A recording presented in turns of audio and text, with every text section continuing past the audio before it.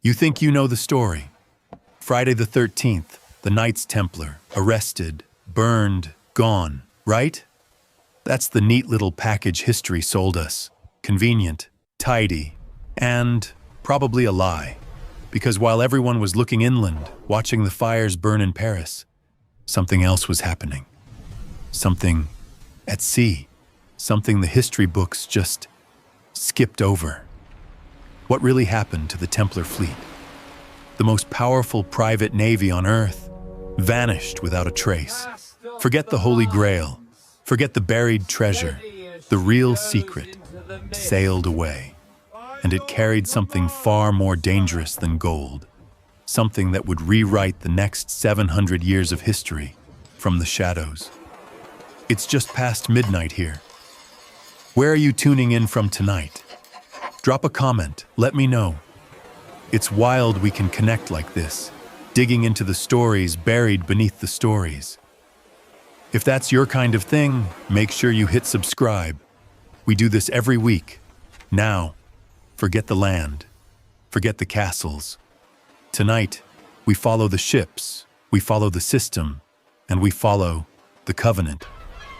Let's go back to that cold dawn in 1307, not to Paris, but to the coast, to La Rochelle. Okay, so let's set the scene. Dawn, October 13th, 1307. A Friday. Remember that date. History remembers it for one thing: the coordinated, kingdom-wide arrest of the Knights Templar by King Philip IV of France. The official story paints a picture of shock, betrayal, knights dragged from their beds in the Paris temple, bewildered lambs led to the slaughter. The Pope, Clement V, supposedly caught off guard. A swift, decisive blow against heresy. It's neat, it's dramatic, and it's almost certainly misdirection. Think about it. Philip wasn't just any king. He was Philip the Fair, handsome, pious on the surface, but underneath, cold, calculating, utterly ruthless, and more importantly, he was broke, deeply, catastrophically in debt, mostly to the Templars. The order wasn't just a military force. It was the largest bank in Christendom, holding the fortunes of kings and popes alike. Philip didn't just want their money. He needed it to survive. The heresy charges, convenient, maybe even partially true in some esoteric corners of the order, who knows? But the motive was pure, cold, corporate theft. This wasn't a holy purge. It was a hostile takeover. Now, a man like Philip, planning something this huge, this audacious, does he really put all his eggs in one basket? Does he really think the only prize is the gold sitting in the Paris temple vault? No. Philip was smarter than that. He knew the Templars' real power wasn't just the gold bars. It was the system that generated the gold. It was their international network, their efficiency, their reach. And the heart of that reach, the key to their global operation outside the Mediterranean, was their fleet. Based not in some sleepy southern port, but right under his nose on the Atlantic coast. La Rochelle. This wasn't just a Templar port. It was the Atlantic headquarters. A fortress city, virtually autonomous, controlling trade routes to England, Flanders, maybe further. It was the nerve center for their northern European banking and logistics. Philip knew that seizing the men in Paris was theater. Seizing the fleet, that was business. That was how you crippled the corporation permanently. So, while the main royal forces, the seneschals and bailiffs, were banging on doors in Paris and across the provinces, executing the public arrests, a different force was riding. A smaller, elite unit. Maybe men from his most secret council, the Marmousets. Men who understood the real objective. They weren't riding with arrest warrants. They were riding with seizure orders. They weren't heading for a priory. They were heading, hell for leather, through the pre-dawn darkness, straight for La Rochelle, killing horses beneath them. Their orders: secure the port, seize the ships, capture the system. Imagine them arriving, maybe just as the first gray, watery light of dawn is hitting the harbor towers. They've ridden through the night, pushing themselves and their mounts to the absolute limit. They expect resistance. La Rochelle is a Templar city, heavily fortified. They expect crossbow bolts from the walls, maybe a brutal fight at the gates. They ride through the outer town, the few early risers scattering before them, hooves echoing like thunder on the wet cobblestones. They reach the inner harbor, the fortified Templar precinct, the docks themselves, and they pull up short, utterly bewildered, because it's empty. The massive stone berths, designed to hold dozens of the largest, most advanced ships in the world, carracks, cogs, maybe even experimental designs unknown to royal navies, are bare.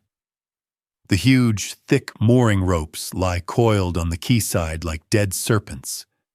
The colossal iron chains that were swung across the harbor mouth every night to seal the port are down, dropped, hanging slack and useless in the murky water. The warehouses that should be overflowing with goods, wool from England, wine from Gascony, timber from the Baltic, maybe even stranger cargo from their grey routes, are silent. Doors bolted, not from the inside, but from the outside. The air smells of low tide, of salt, of cold stone, and absence.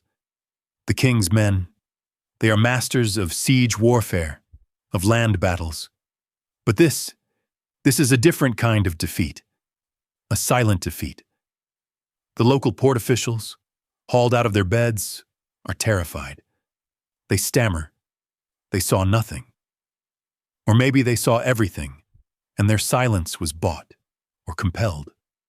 Who knows? The fact remains, the fleet is gone. The chronicles, the official records that Philip would later meticulously control, they barely mention La Rochelle. It's an inconvenient detail, an embarrassing failure. They might mention the port was secured, but they conveniently omit what was or wasn't there. But the whispers, the rumors that Philip could not control, they tell a different story. They say that sometime in the days, or perhaps just the hours, before the king's men arrived, alerted by a signal, a coded message, a premonition, the entire Templar Atlantic fleet simply sailed, not scattered, not fleeing in panic, but in disciplined, silent order. They slipped their moorings under the cover of darkness, navigated the treacherous, sand-barred channels out of the harbor, channels only they truly knew, and vanished into the autumn fogs of the Bay of Biscay. Gone, without a trace.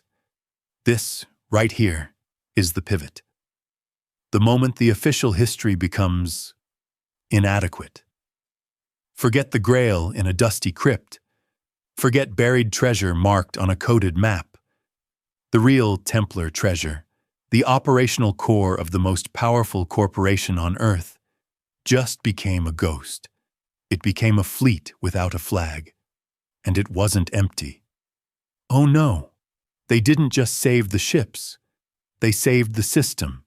They evacuated the real assets. Think about the man who gave that order. He wouldn't have been some random knight tossing ropes. This required precision, authority, absolute secrecy. Let's give him a title, one the order likely used internally for their Atlantic operations, the Grand Admiral of the Western Sea. He's not just a sailor sworn to holy vows. He's a CEO, a logistics mastermind, running the most critical, most profitable, and most independent division of the Templar Corporation. He's weathered storms, literal and political. He understands currents, both of water and power. He receives the warning. Maybe it comes via a coded message delivered by a trusted agent disguised as a dock worker. Maybe it's a prearranged signal only he would recognize, a specific sequence of lights from a coastal watchtower miles away, a signal meaning compromise imminent.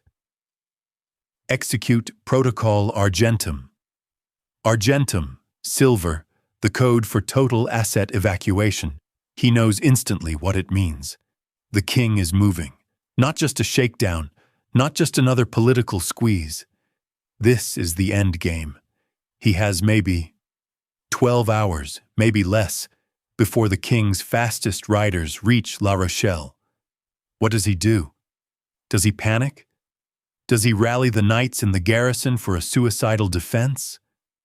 No. That's what Philip expects. That's the move of a soldier. The Grand Admiral is a banker. He's an operator. He doesn't think about saving the fortress. He thinks about saving the corporation. He activates the evacuation protocol. A plan likely conceived decades earlier, perhaps by Jacques de Molay himself or his predecessors. A contingency buried deep within the order's most secret rules. Because they knew. They weren't naive idealists. They swam in the shark-infested waters of medieval finance and politics. They saw Philip's consolidation of power, his crippling debt, his growing paranoia. This wasn't a bolt from the blue. It was the final, predictable move in a long, dangerous chess game. So, the Grand Admiral gives the order. Not man the cannons, not bar the gates, but secure the essential assets. Prepare to sail on the midnight tide. The command structure is already in place. Trusted captains, sworn members of his inner circle, know exactly what this means. They move with silent, disciplined precision through the sleeping fortress port. And what are the essential assets? What truly matters when the ship is sinking? Not the tons of wool stored in the warehouses. Let it burn. Not the barrels of wine destined for England. Let the king's men drink themselves stupid. Not even the chests of silver coins in the local treasury. Silver is heavy, cumbersome, traceable. It makes you a target. No, the admiral knows the real value isn't the commodity. It's the system that controls the commodity. So the first priority, loaded onto the flagships under the heaviest, most loyal guard, in the deepest secrecy of the pre-dawn hours, are the ledgers.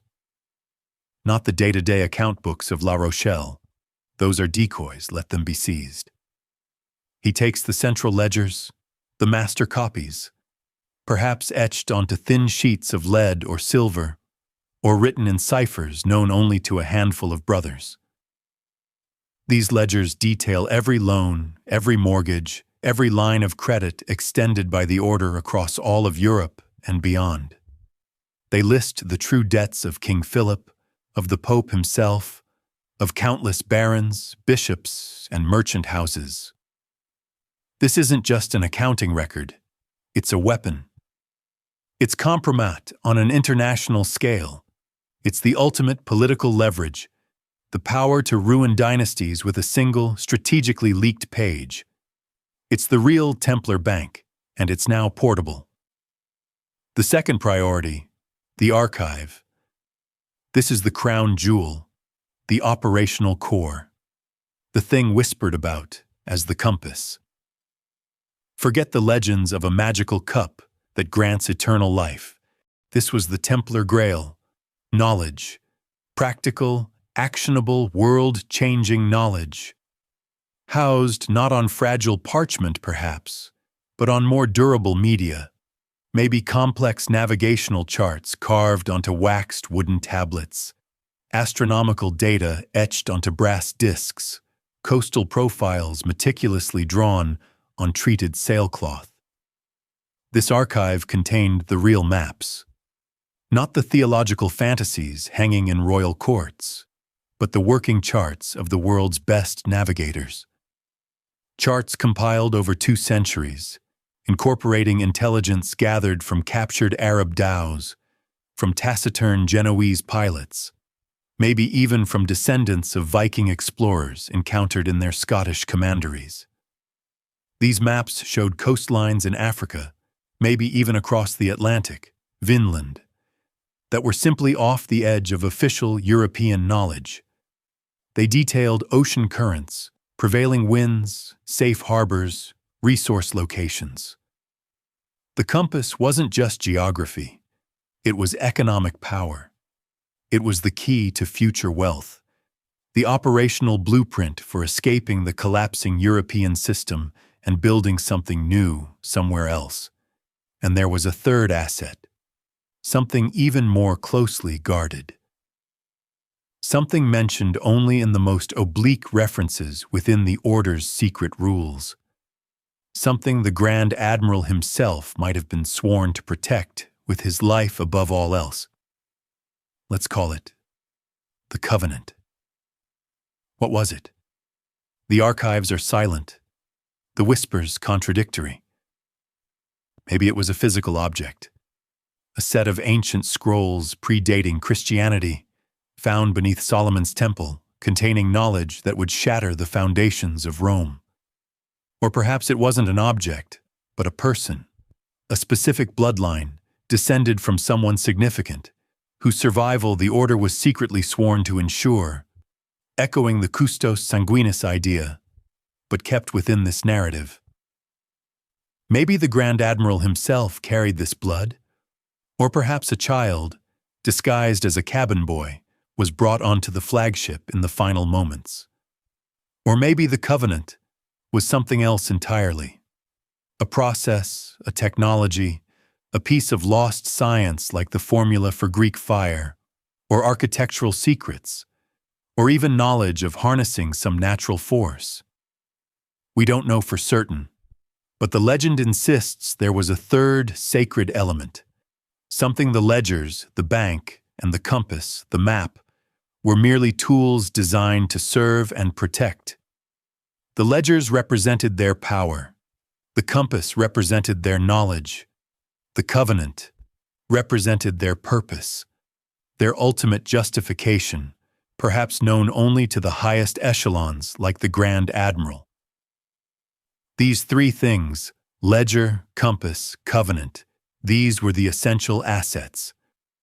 Carefully packed, heavily guarded, they are brought aboard the fastest, most seaworthy ships in the fleet.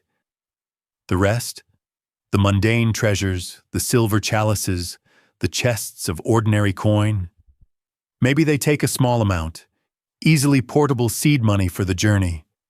The bulk of it? They leave it. Let Philip have his plunder. Let him think he's won. The Grand Admiral knows the king is seizing an empty vault, the real Templar treasure. The future of the Order is already slipping anchor, preparing to melt into the pre-dawn fog. The ships maneuver out of the harbor with uncanny silence, oars muffled with cloth, orders given in hand signals or low whispers. The navigators, using charts only they possess, guide them through the treacherous sandbars and channels of the Pertuis d'Antioche, the strait leading out from La Rochelle. They use the outgoing tide, the currents they have mastered over centuries. By the time the first rays of the sun hit the harbor towers, illuminating the arrival of the frustrated royal agents, the fleet is gone, not scattered in panic, but sailing in disciplined formation. A ghost fleet on the gray Atlantic swell, a corporation without a country, a bank without a building, an order without a temple. They are something new, something dangerous, a sovereign entity on the open sea, and they are sailing south, towards the only kingdom on the map that might offer sanctuary, towards the one king who understood their value, who owed them his crown, and who might just be pragmatic enough or defiant enough to shelter them from the storm. So, the Serpent is at sea, a ghost corporation sailing under no flag, carrying its future, the ledgers, the compass, the covenant, locked deep within its flagships. But even ghosts need a place to rest. A fleet, no matter how powerful, needs a port. It needs supplies, repairs, a place to anchor its power in the physical world. But where? Europe is a minefield.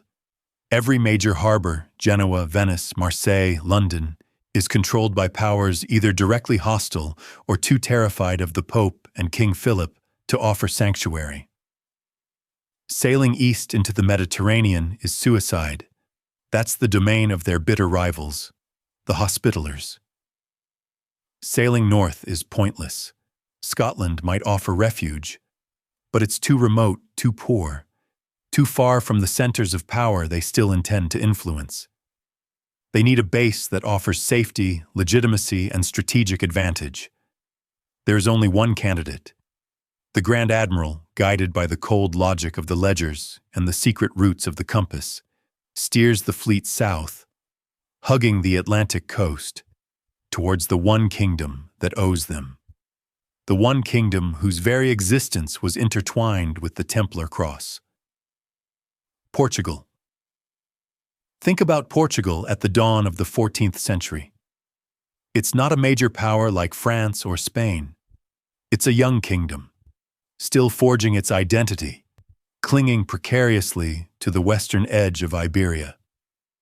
Its entire history for the past 2 centuries had been defined by one relentless struggle: the Reconquista, the brutal, grinding war to push the Moors out of the peninsula. And who had been the indispensable backbone of that fight within Portugal? Not the scattered Portuguese nobility, often squabbling amongst themselves. It was the Knights Templar. They were granted vast tracts of land along the frontier in exchange for building castles and holding the line. Fortresses like Almirol, Monsanto, and the mighty Convent of Christ in Tamar weren't just monasteries. They were the strategic defense network of the entire kingdom. The Portuguese Templars weren't just allies of the crown, they were practically a state within the state, providing the military muscle and, crucially, the financial stability that allowed the young kingdom to survive. The king on the throne in 1307 knew this better than anyone, King Dinis. History calls him the farmer king, the poet king, a builder, a scholar, a pragmatist. He wasn't a religious fanatic like Philip. He wasn't drowning in debt. He was a shrewd operator who understood value. And he knew, with absolute certainty, that the Templar order in Portugal was his single most valuable asset. They were his best soldiers, his most reliable bankers, and the key to his kingdom's security. So imagine Dinis in his palace in Lisbon when the papal messengers arrive. Breathless, bearing the sealed bulls from Pope Clement XV, bulls drafted under intense pressure from King Philip.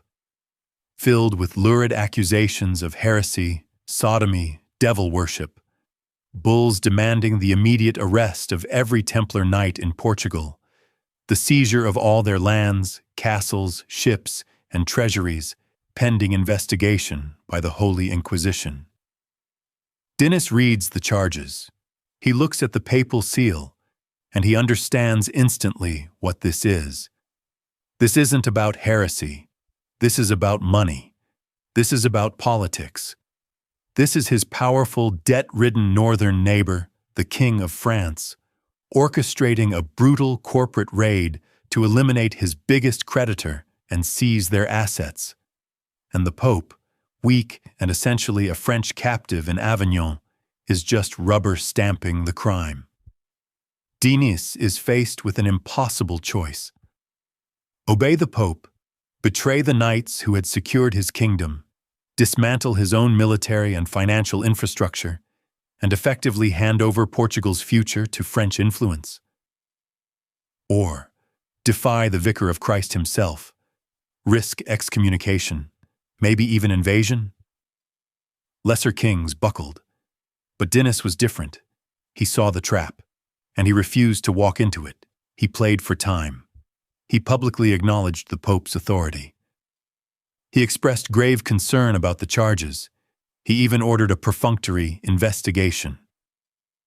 But crucially, he did not order mass arrests. He did not seize the Templar castles by force. He allowed the Portuguese Templars to consolidate, to prepare. And behind the scenes, through channels known only to him and the Templar leadership, a message must have gone out. Not just to the knights in Portugal, but perhaps out to sea, to the approaching ghost fleet from La Rochelle. A message that essentially said, ignore the papal noise. Steer for Lisbon. You have a friend here. This act of quiet defiance, it was incredibly brave. It bought the order precious time, and it made Portugal the only viable destination for the Grand Admiral and his fugitive fleet. When the ships finally arrived, perhaps slipping into the Tagus estuary under the cover of fog, they weren't met with soldiers in chains. They were met, perhaps, by the king's own representatives, offering safe harbor, supplies, and discretion. The fleet, the Serpent's body, was safe. It could finally drop anchor. But the Grand Admiral and King Dinis both knew this was only a temporary solution. They couldn't just hide the most famous and now infamous naval force in the world indefinitely. The Pope's agents, Philip's spies, and crucially, the Hospitallers, their ever-present rivals, would be hunting them. They needed more than just a hiding place. They needed legitimacy. They needed a way for the Templar system, the Templar power, to continue operating legally under a new, unblemished name. The name Knights Templar was dead, poisoned beyond recovery. But the organization, the men, the ships, the knowledge, that was too valuable to let die. A deal had to be struck. A negotiation began, perhaps in the secure depths of Tamar. The Grand Admiral wasn't a beggar. He was a CEO with considerable assets. The fleet, the maps, the compass, the ledgers, the covenant, and the loyalty of the most experienced knights in Portugal. King Dinis wasn't a conqueror. He was a pragmatist who needed those assets for his kingdom's future, for defense against the Moors, for his own ambitions across the Atlantic. They needed each other. And together, they conceived a plan so audacious, so brilliant in its simplicity, that it would reshape the next few centuries. They decided not to save the Templars. They decided to rebrand them. The plan was elegant, deceptively simple. King Dinis wasn't going to fight Rome head-on. That was suicide. He was going to use Rome's own rules against it. He understood the intricate dance of canon law, papal authority, and royal prerogative. He knew the Pope, Clement V, was politically weak, essentially a French hostage in Avignon, desperate to put the whole messy Templar affair behind him. Dinis also knew that Portugal, unlike France, wasn't indebted to the Templars. It was invested in them. Their collapse would cripple his kingdom, not enrich it. So he began the diplomatic offensive. Letters flowed between Lisbon and Avignon. Emissaries made the long journey, carrying carefully worded arguments. Dinis didn't defend the Templars as Templars. He acknowledged the Pope's supreme authority to dissolve the order. He expressed shock and dismay at the alleged heresies uncovered in France. He played the part of the obedient, concerned Catholic monarch perfectly. However, he argued, the situation in Portugal was different. The Templars here had been cleared by his own bishops. More importantly, their assets, the castles, the fleet, the knights themselves, were essential for the ongoing reconquista against the Moors.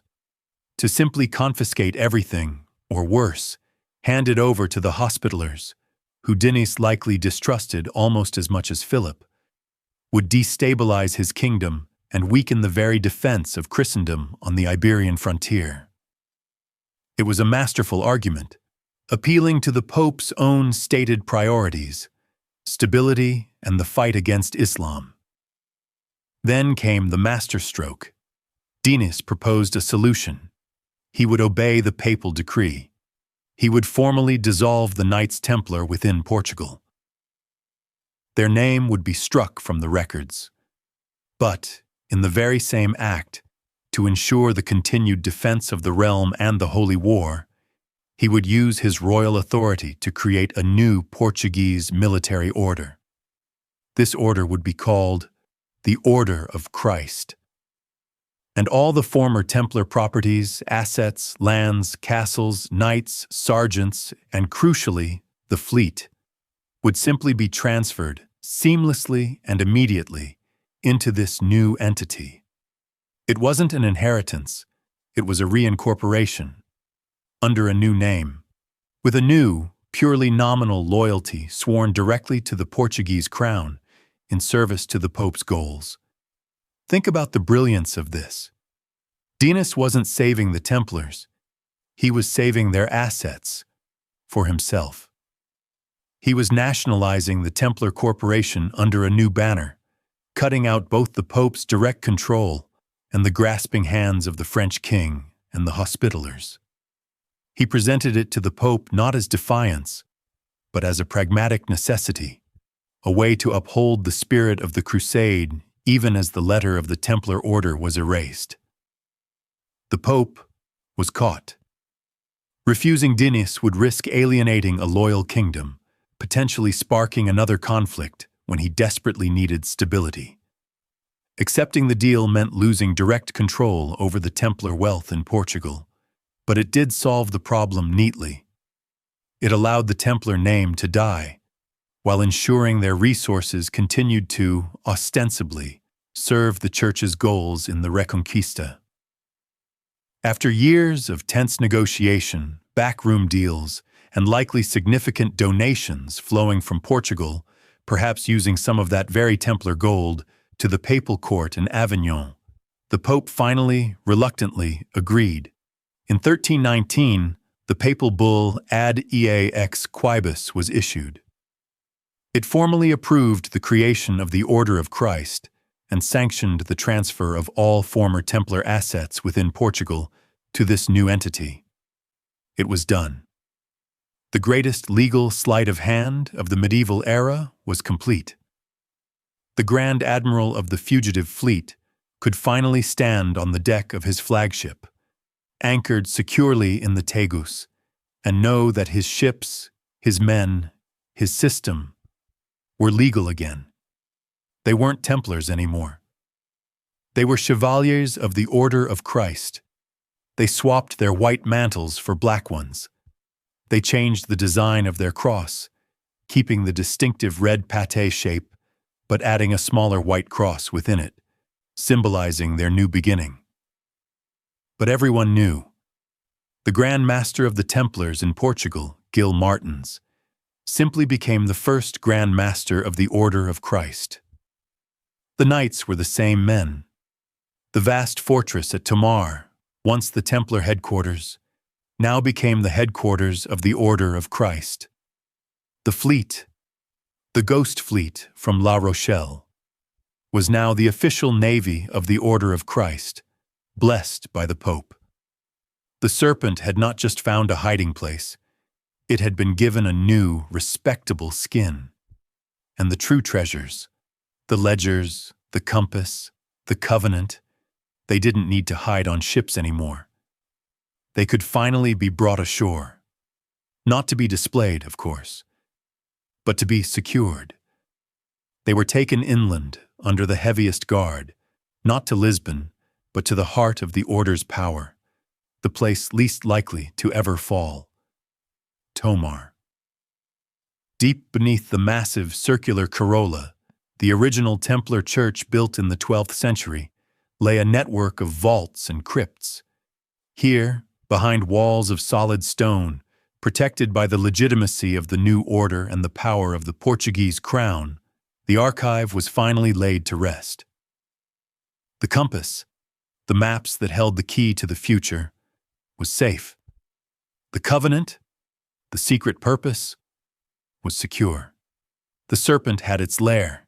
It was legitimate, it was protected, but it was still relatively poor. The real work, the rebuilding of the treasury, the preparation for the long game of influence and perhaps vengeance, that work required more than just safety. It required action. And the key to that action lay waiting in those maps. The Order of Christ was about to become something far more than just the King of Portugal's honor guard. It was about to become the engine of a global shadow economy. So the Serpent has a new skin, the Order of Christ, safe, legitimate, protected by the Portuguese king. The Grand Admiral, now perhaps the first Grand Master of the new order, can finally breathe. The immediate danger is past, but safety comes at a price. Look around Tomar. Yes, it's a magnificent fortress. Yes, they have their knights, their ships, their archives. But the engine, the vast continental network that fueled the Templar machine, is gone. The farms in France that produced rivers of wine and grain, seized. The banks in London and Paris that held the wealth of kings, confiscated. The commanderies across Europe that acted as secure way stations, hotels, and transfer points, given to their hated rivals, the Hospitallers. They are an army with no country to supply it. A corporation with its supply chain cut. They have the brain, the archive, the system, and they have the muscle, the fleet, the knights, but they have no blood, no cash flow. They are, for the first time in centuries, poor, and a poor order, no matter how skilled or secret, is a vulnerable order. King Dinis protects them, yes, but kings die, popes change, politics shift. To guarantee their survival, to ensure the safety of the compass and the covenant, they cannot rely on the charity of any king. They need their own wealth, a new treasury, one that is independent, untouchable, unseen. But how? Europe is closed to them. The Mediterranean trade routes are dominated by Venice, Genoa, and their enemies, the Hospitallers, now based in Rhodes. Trying to rebuild their old banking network would be suicide. It would announce their presence, invite attack. They need a market where their rivals aren't. They need an edge, and the edge is sitting right there in the deepest vault beneath Tomar. The compass. Those secret maps. The archive rescued from La Rochelle. The accumulated knowledge of centuries of Templar navigation, combined with the forbidden wisdom gleaned from Arab sailors, Jewish cartographers, maybe even echoes from Viking voyages. These weren't the Mappa Mundi fantasies hanging in royal courts. These were practical charts. They showed coastlines the Pope didn't know existed. They detailed currents and wind patterns that were state secrets. They marked resources, gold, ivory, spices, timber, in places that, according to the official maps of Christendom, were just blank spaces, monsters, terra incognita. So the Order of Christ makes a decision, a pivot. They will remain publicly a holy order fighting the Moors, advising the king, but privately, their fleet, the real descendants of the La Rochelle Navy, will become something else. They will become traders, shadow traders, decades, maybe even a century. Before Prince Henry the Navigator supposedly kicks off the Portuguese Age of Discovery, the ships of the Order of Christ are already sailing. They slip out of Lisbon, not with the fanfare of a royal expedition, but quietly, 1 or 2 ships at a time. They sail south. They are not exploring. They are not lost. They are following their maps. The charts contained within the compass weren't just lines on parchment. They were operational blueprints.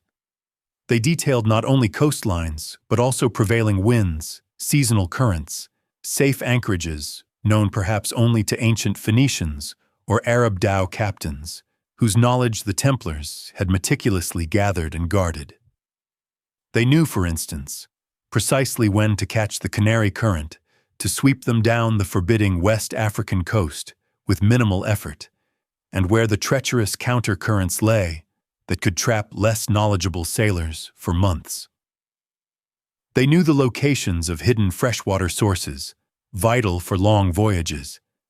They knew which local tribes controlled access to inland resources, and crucially, which ones were outside the sphere of influence of the North African Muslim powers that Europe did know about. They were leveraging asymmetrical knowledge on a continental scale. They make contact with local rulers far south of Morocco, beyond the reach of the established Mediterranean powers. These aren't voyages of conquest. They're business trips. They arrive not with soldiers demanding tribute, but with goods the locals value. Perhaps sturdy European iron tools, barrels of Portuguese wine, bolts of finished cloth. In return, they aren't seeking slaves or territory, not yet. They are seeking high-value, low-bulk, untraceable commodities. Gold dust panned from rivers unknown to Europeans. Ivory tusks from elephants roaming plains far inland. Rare gums and resins, exotic woods, perhaps even spices like Malagueta pepper, the grains of paradise that fetched astronomical prices back in Europe if you could bypass the Venetian monopoly. And the beauty of this operation? Its invisibility. These voyages leave almost no trace in official European records because they aren't official. They operate outside the established customs systems. The gold dust doesn't get registered with the Royal Mint. It flows directly into the Order's private treasury in Tamar. The profits aren't taxed by the Pope or the King. This is a gray market, operating in the vast blind spot of the medieval world map. It's a shadow economy, perfectly suited to the Serpent's need for discretion and self-sufficiency. This isn't just about getting rich. It's about building independent power. Wealth that cannot be confiscated. Wealth that cannot be taxed. Wealth that answers to no one but the Order itself. It's a slow process, patient, methodical, like the Templars themselves. Decade by decade, the secret treasury at Tamar grows, coin by untraceable coin. They are rebuilding their financial muscle, not through banking this time, but through direct, covert trade in resources their enemies don't even know exist. This shadow wealth allows them to maintain their fleet, pay their knights, fortify Tomar, and subtly influence the Portuguese court, ensuring their continued protection. It is the foundation upon which their future plans involving the covenant and perhaps even revenge, will be built. But Africa, rich as it was only one direction marked on the secret charts within the compass. There was another direction, even more secret, potentially even more lucrative, and certainly more dangerous. A direction hinted at in the oldest, most esoteric parts of their archive. A direction west. But rebuilding the treasury, engaging in this meticulous, patient, gray trade down the African coast, wasn't just about survival. It wasn't just about regaining the wealth King Philip had stolen. For the inner circle of the Order of Christ, for the keepers of the Black Oath sworn implicitly when they chose exile over extinction, there was a deeper, more urgent purpose driving their voyages. It centered on the third, most secret asset rescued from La Rochelle, the Covenant. What this covenant truly was remained known only to the highest echelon, the Grand Master, the Admiral, if he still lived, perhaps a council of senior knights cloistered within Tamar. Was it a set of scrolls containing forbidden knowledge, perhaps pre-Christian wisdom or the true history of their order, found beneath Solomon's temple? Was it a physical bloodline they were sworn to protect, a lineage whose existence threatened the foundations of European power? Or was it something else?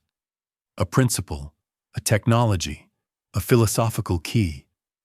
The specifics were guarded with absolute silence, the ultimate secret nested within the layers of their new, legitimate identity.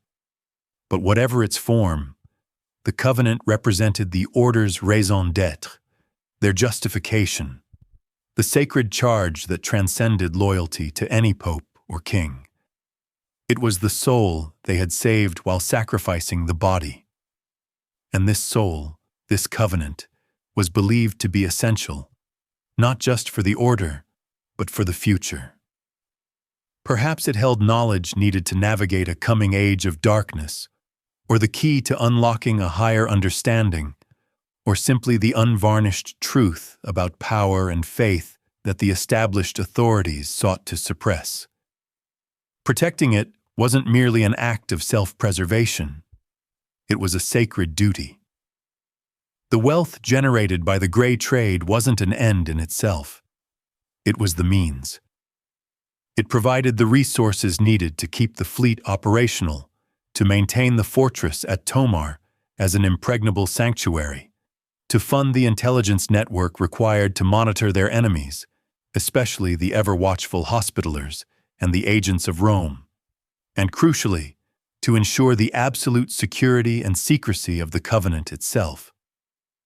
Every voyage south, every bag of gold dust brought back, every secret chart updated within the compass, served this higher purpose. The order was no longer just a corporation seeking profit. It was a custodianship, patiently rebuilding its strength to fulfill a mission laid down centuries before. This dual purpose, rebuilding wealth while safeguarding the covenant, likely dictated the nature of their expansion. They needed resources, but they also needed secrecy and autonomy. This might explain the persistent whispers, the tantalizing clues pointing west.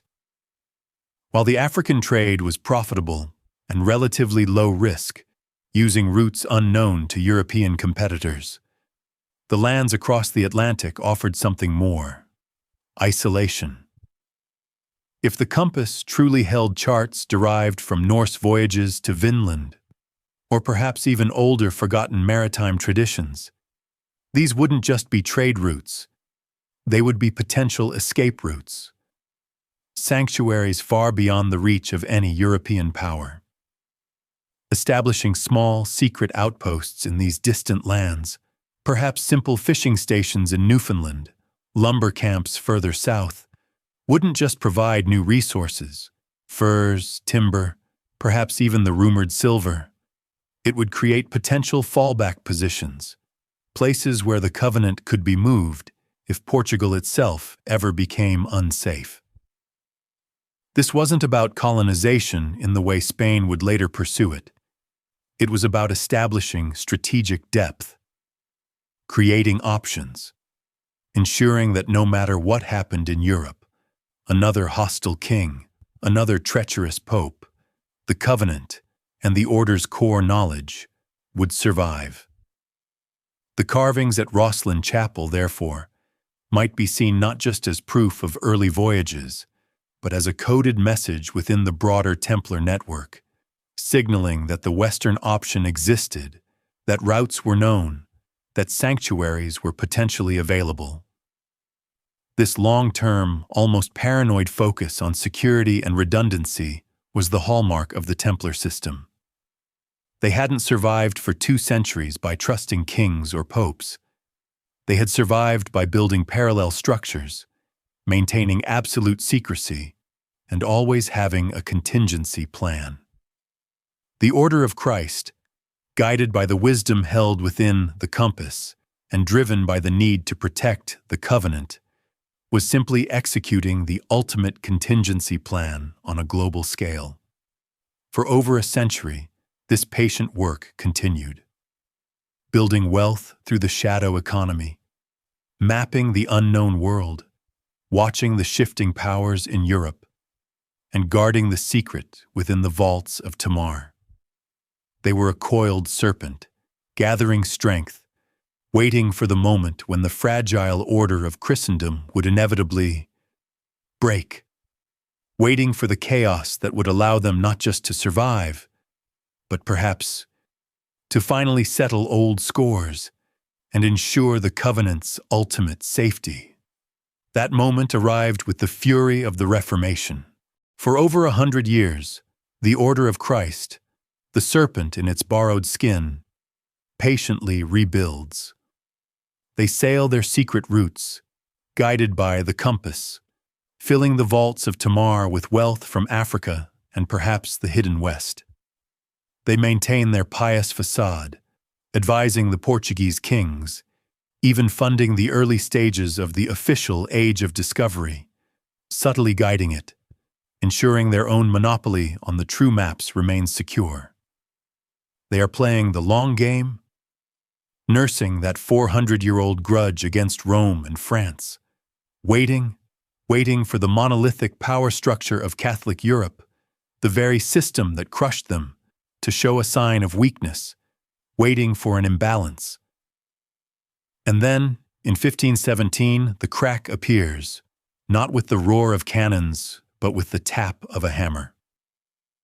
A German monk, Martin Luther, consumed by his own theological fury, nails his 95 Theses to a church door in Wittenberg.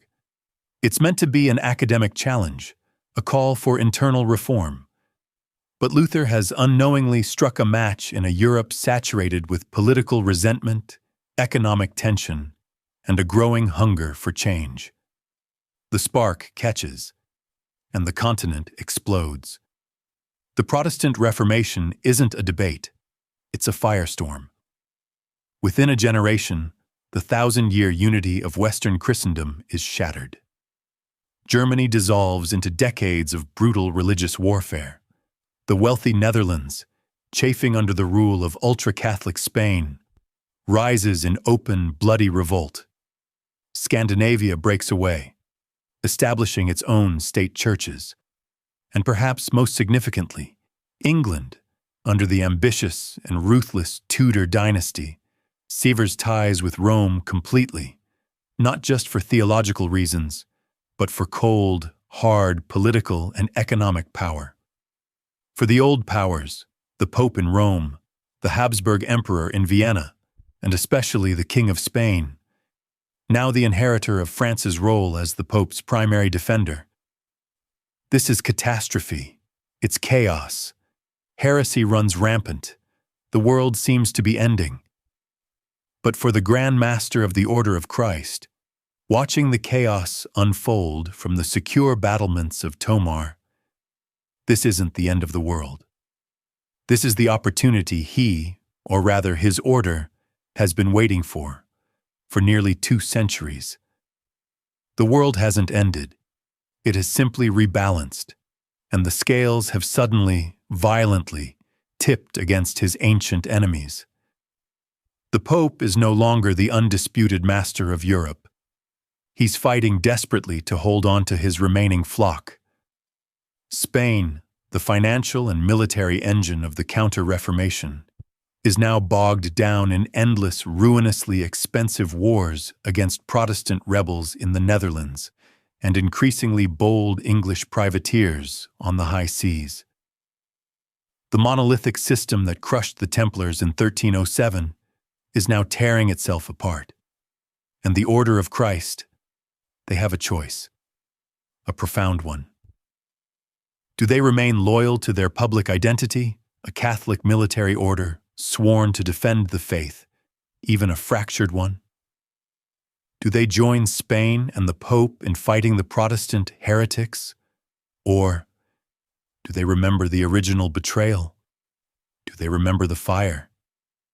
Do they remember the black oath sworn implicitly by those who chose exile and secrecy over destruction? Do they activate the serpent?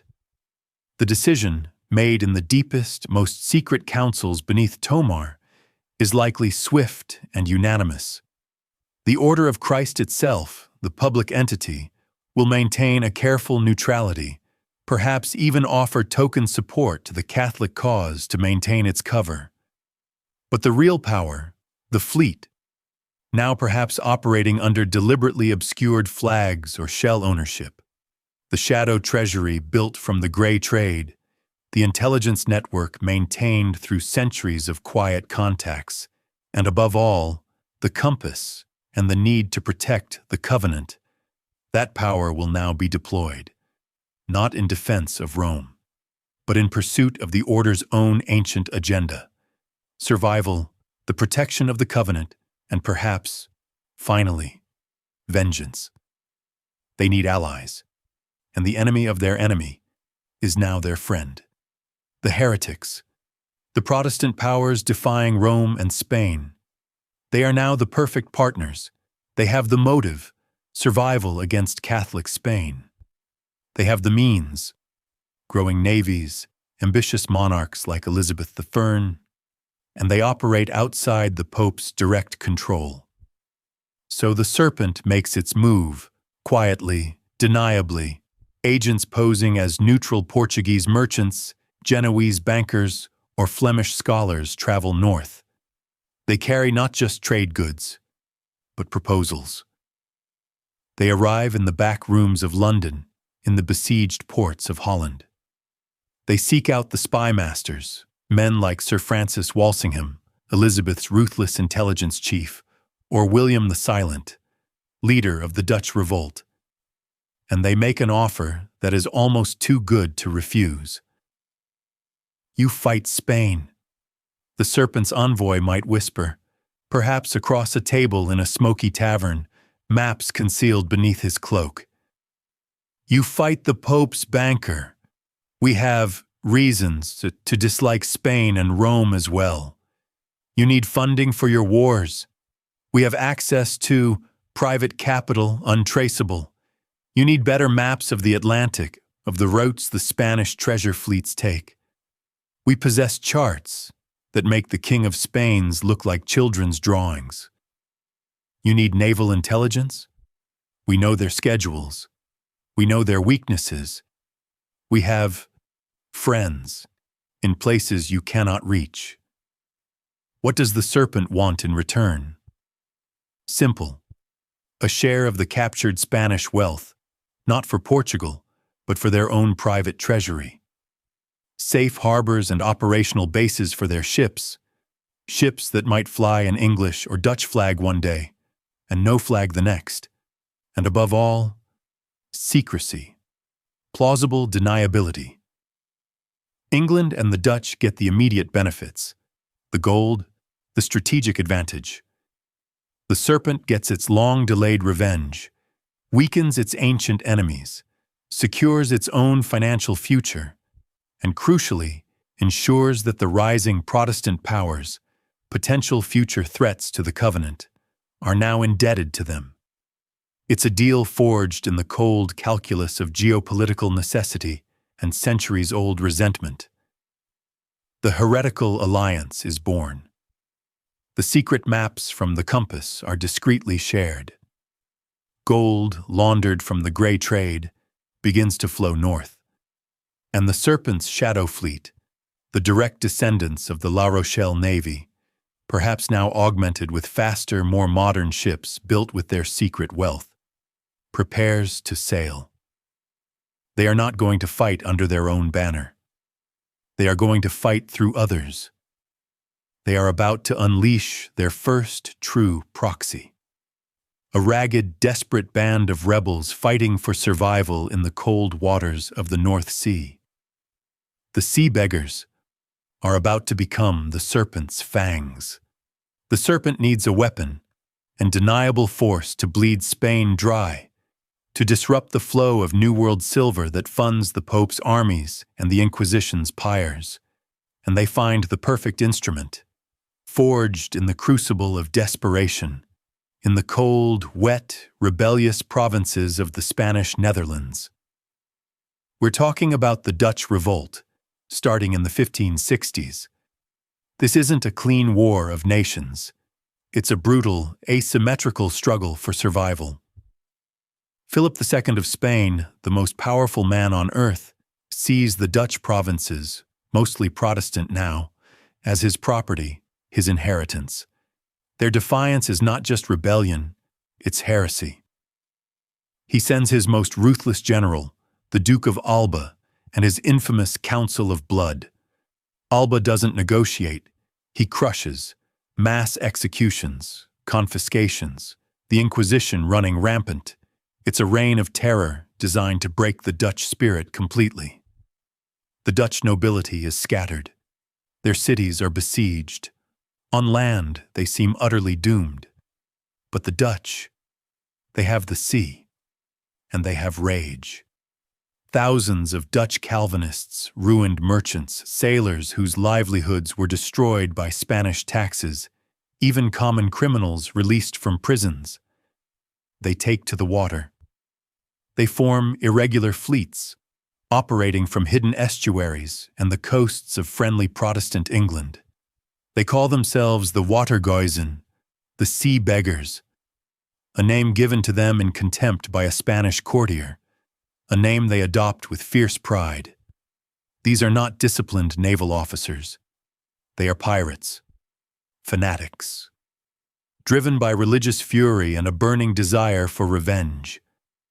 Their ships are often little more than converted fishing boats or small merchant cogs, armed with maybe a few light cannons. Their flag is the simple orange, white, and blue of their leader, William the Silent. Their tactics are brutal.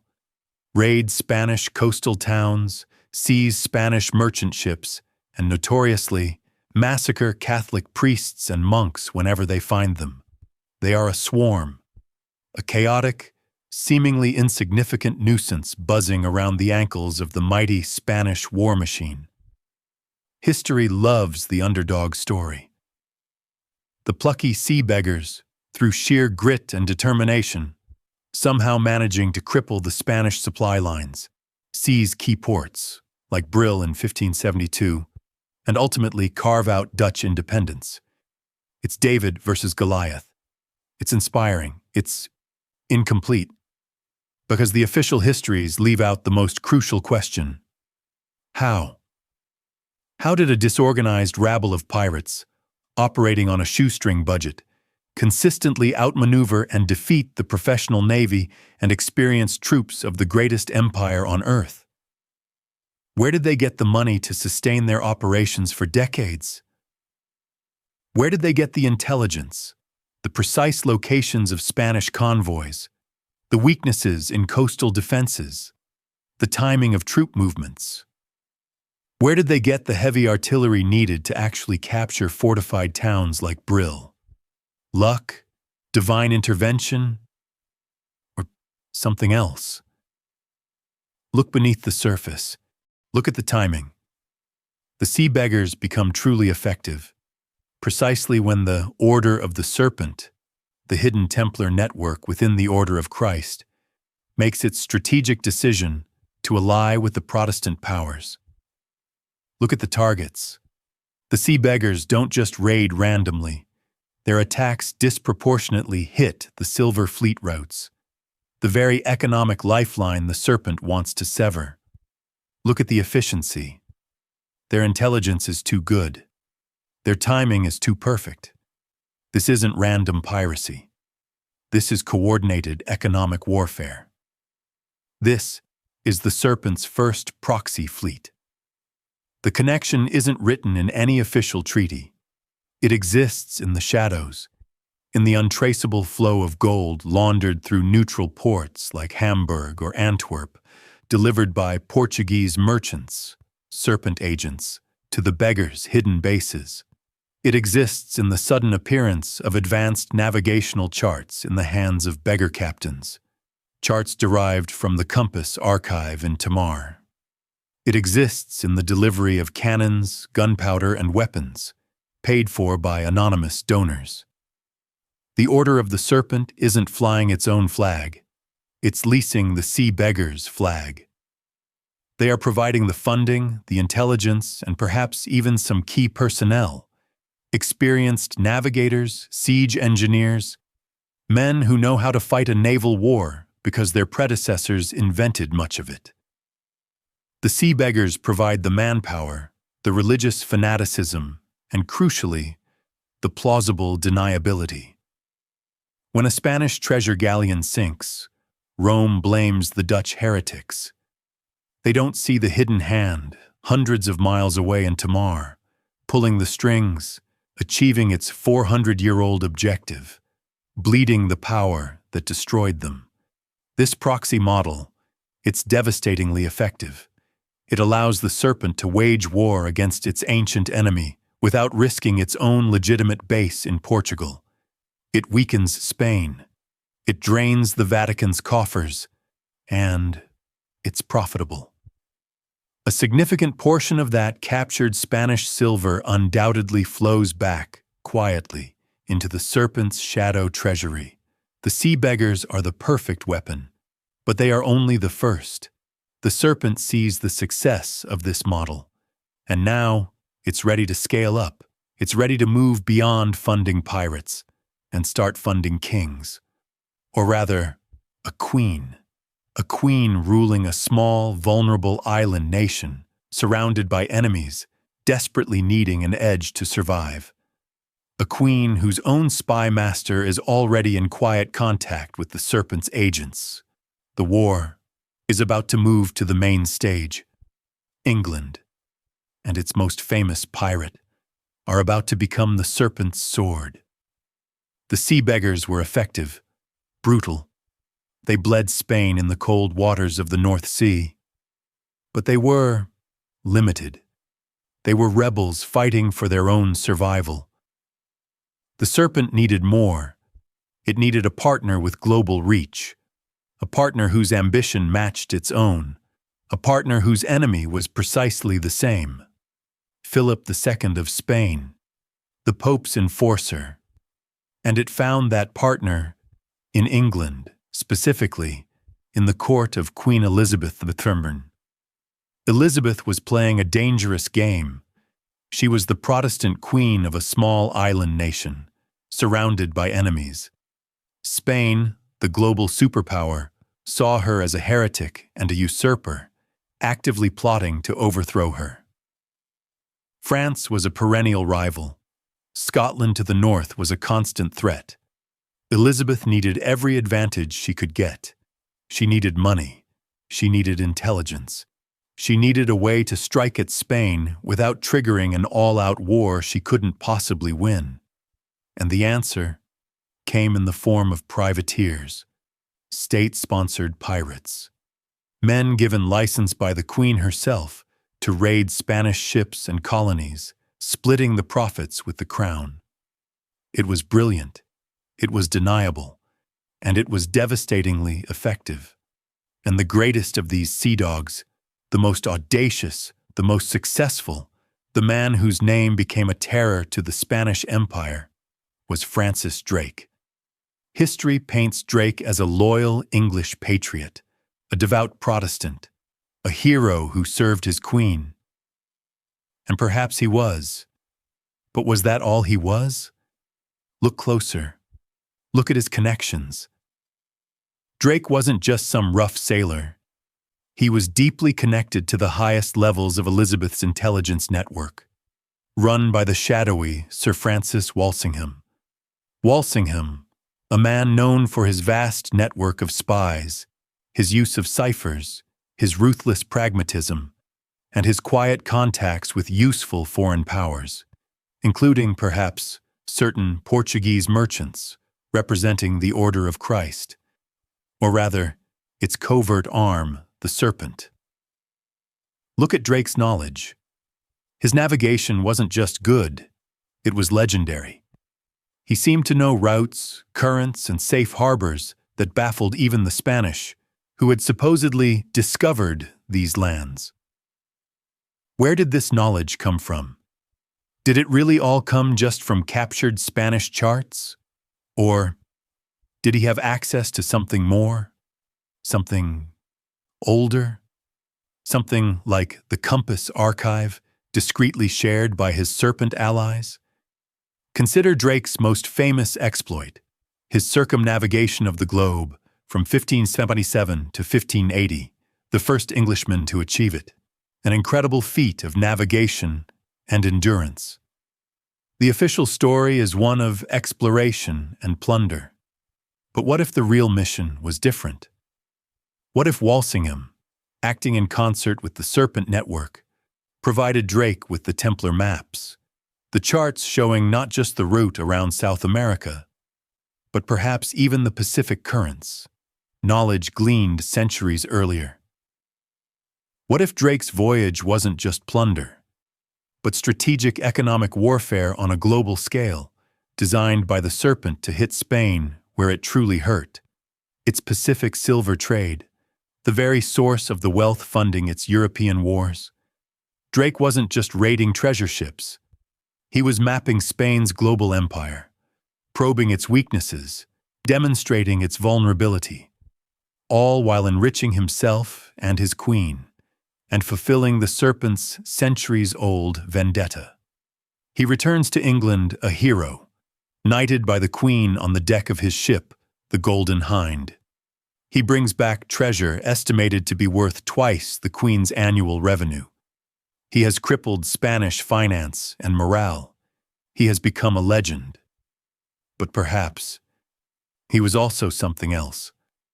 Perhaps Sir Francis Drake, the Queen's pirate, was unknowingly, or perhaps knowingly, the sword of the Serpent, the perfect instrument.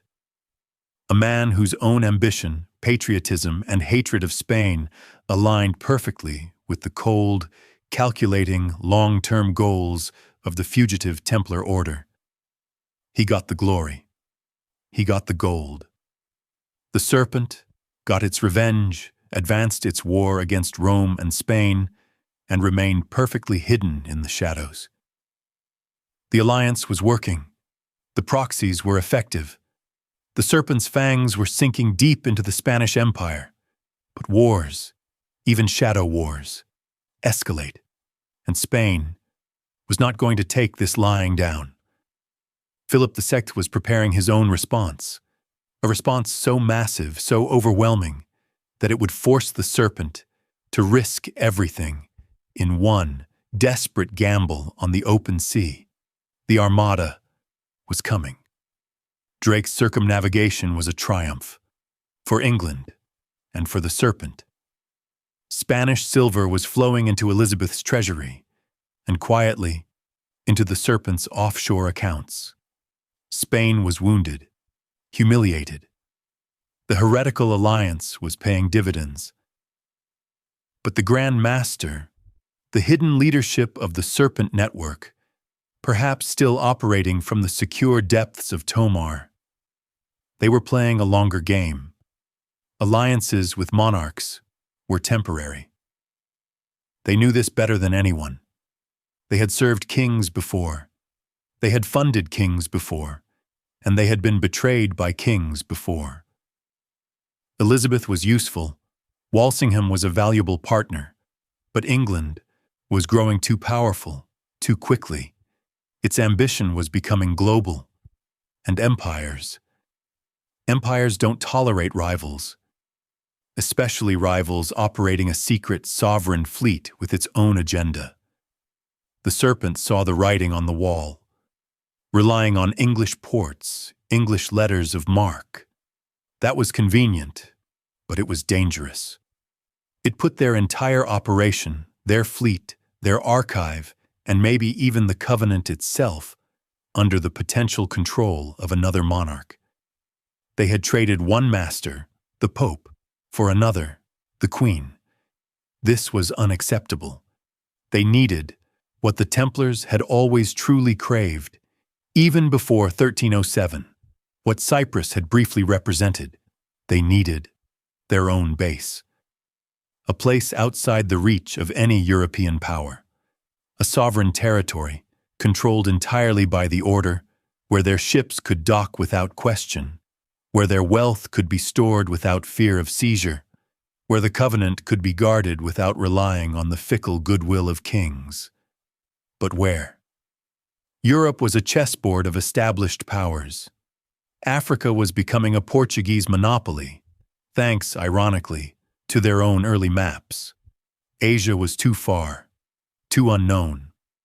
The answer lay in the consequences of their own actions. It lay west, in the New World. Specifically, in the chaotic, contested, incredibly lucrative waters of the Caribbean. Think about the Caribbean in the late 16th and early 17th centuries. It's the jugular vein of the Spanish Empire. All the silver from Peru, all the gold from Mexico, has to pass through these waters to get back to Spain. It's the richest, most strategic waterway on the planet, and Spain claims all of it. But their grip is weakening. England, France, the Dutch, they are all starting to probe, to challenge, to raid. The islands are scattered, numerous, hard to police, and crucially, there's a concept. An informal agreement among the European powers. No peace beyond the line. It meant that the treaties signed in Europe didn't apply here. The Caribbean was a lawless zone, a free-fire zone. It was perfect. It was the ultimate offshore haven, remote, rich in targets, legally ambiguous, difficult for any single power to control. This, was where the Serpent would build its new Tamar, its new unassailable headquarters. But they couldn't just sail in and build a fortress under their own non-existent flag. That would attract immediate attention, invite attack from Spain, maybe even from their own allies in England. They needed cover. They needed chaos. They needed a front, and the perfect front already existed. The scattered, lawless, multinational, desperate men sailing these waters. The buccaneers, the privateers, the runaway servants, the escaped slaves, the pirates. These men were already fighting Spain. They just lacked organization. They lacked funding. They lacked a system. The Serpent would provide that system. They wouldn't just use pirates like they used Drake or the Sea Beggars. They would create a pirate republic, a sovereign state run by pirates, but funded and directed by the hidden hand of the Serpent. Their first target, a small, rocky, strategically perfect island just off the coast of Spanish Hispaniola. An island with a deep, defensible harbor, perfectly positioned to strike the Spanish treasure routes. An island the Spanish called Tortuga. This wasn't just random piracy, it was strategic. The Serpent network, using the detailed charts from the compass and intelligence likely gathered through their own quiet presence in Spanish ports, perhaps disguised Order of Christ merchants, wasn't just giving the Sea Beggars gold, they were giving them targets. They were directing the swarm. They knew the schedules of the Spanish flota, the treasure fleet bringing silver back from the New World. They knew the routes, the timings, the rendezvous points. They knew the weaknesses in the coastal defenses. Imagine a sea beggar captain, a rough, illiterate fisherman turned pirate, suddenly being handed not a crude map scratched on hide, but a precise chart. A chart showing currents, sandbars, patrol times, and perhaps a whispered instruction. Hit this convoy, at this point. Ignore the others. This explains the beggars' uncanny success. They weren't just lucky, they were guided. Their seemingly chaotic raids were, in fact, surgical strikes against the economic heart of the Spanish Empire. Every galleon captured wasn't just loot for the Dutch rebels. It was a dagger twisting in the side of Philip II. It was a disruption of the flow of silver that funded his armies in Flanders, his Inquisition, his entire global war against Protestantism. And every victory for the Sea Beggars was a victory for the Serpent. It achieved multiple goals simultaneously. 1. It directly harmed their ancient enemy, Spain, the Pope's primary enforcer. 2. It provided a massive return on investment, as a significant cut of the captured silver undoubtedly flowed back into the Serpent's shadow treasury, laundered through neutral ports. 3. It tested and proved the effectiveness of their proxy warfare model, achieving their goals through deniable third parties. 4. It established the Serpent as a valuable, indispensable ally to the rising Protestant powers, particularly the Dutch and the English, building trust and securing future cooperation. The Sea Beggars, fueled by Templar gold and guided by Templar intelligence, became astonishingly effective. They didn't just raid ships, they captured ports. The seizure of Brill in 1572, often seen as the turning point of the Dutch revolt, wasn't just a lucky break. It was likely a planned operation, enabled by the Serpent's network providing intel on the weak Spanish garrison. The Sea Beggars carved out a liberated zone, the foundation of the future Dutch Republic. They did it with a ferocity born of religious hatred and desperation, but also with a strategic precision that hints at a hidden guiding hand. They were the perfect tool, utterly ruthless, completely deniable, and fighting the Serpent's enemy for their own reasons. The success was intoxicating. The model was proven. The Serpent saw that funding pirates, providing them with superior intelligence and technology, maps from the compass, was the most effective way to wage war against a global empire without revealing their own existence. Spain was bleeding. The Pope's banker was weakening. But the Netherlands was just one front. To truly cripple Spain, to truly enact their centuries-old vengeance, the Serpent needed to expand the war. They needed to hit Spain not just in the cold North Sea, but where it truly lived, on the vast, open, silver-rich waters of the Atlantic. They needed a partner with global reach, a partner whose ships could sail anywhere, strike anywhere. They needed England. And England had the perfect instrument. A man whose ambition, skill, and hatred for Spain were legendary. A man already connected to the highest levels of Elizabeth's intelligence network, where the Serpent's whispers were already being heard. Sir Francis Drake was about to become the Serpent's sword on a global scale. The Sea Beggars were a useful tool, a scalpel. They proved the Serpent's proxy model worked, bleeding Spain in the narrow seas around the Netherlands. But the Serpent's ambition, fueled by centuries of waiting and the need to protect the Covenant, was global. Crippling Spain in Europe wasn't enough. They needed to strike at the source of Spain's power, the river of silver flowing from the New World. They needed a weapon that could operate on the open ocean, across the vast Atlantic, and even into the forbidden Pacific. They needed more than just pirates fighting for their own survival. They needed a partner with a real navy, global reach, and a monarch ruthless enough to sanction piracy on an industrial scale. They needed England. And England, under Queen Elizabeth I, needed them. Elizabeth's position in the 1570s was precarious. She was the Protestant heretic queen on a shaky throne. Catholic Spain, funded by the Pope and New World gold, saw her existence as an insult to God and actively plotted her overthrow. France was a constant rival. Scotland was unstable.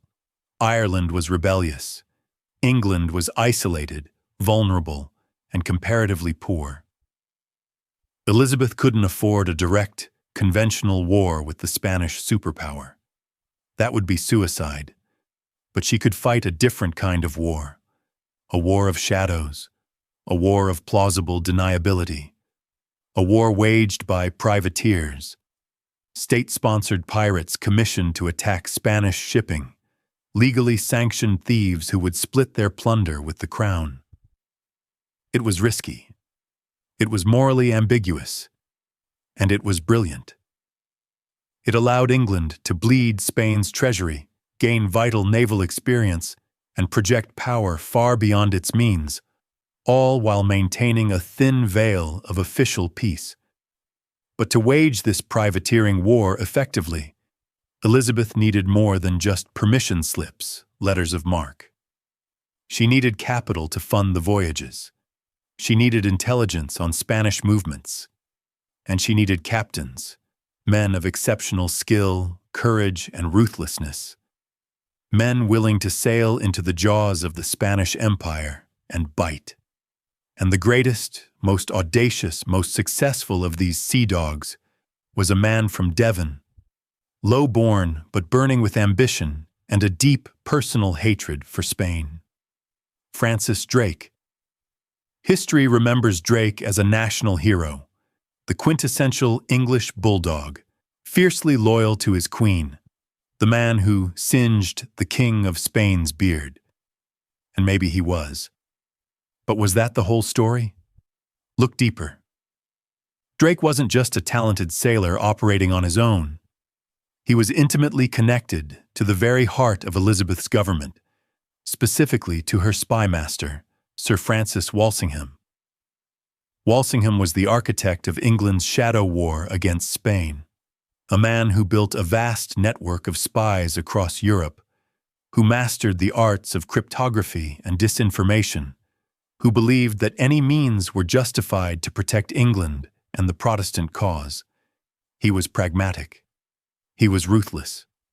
And he was desperate for any advantage against the Spanish behemoth.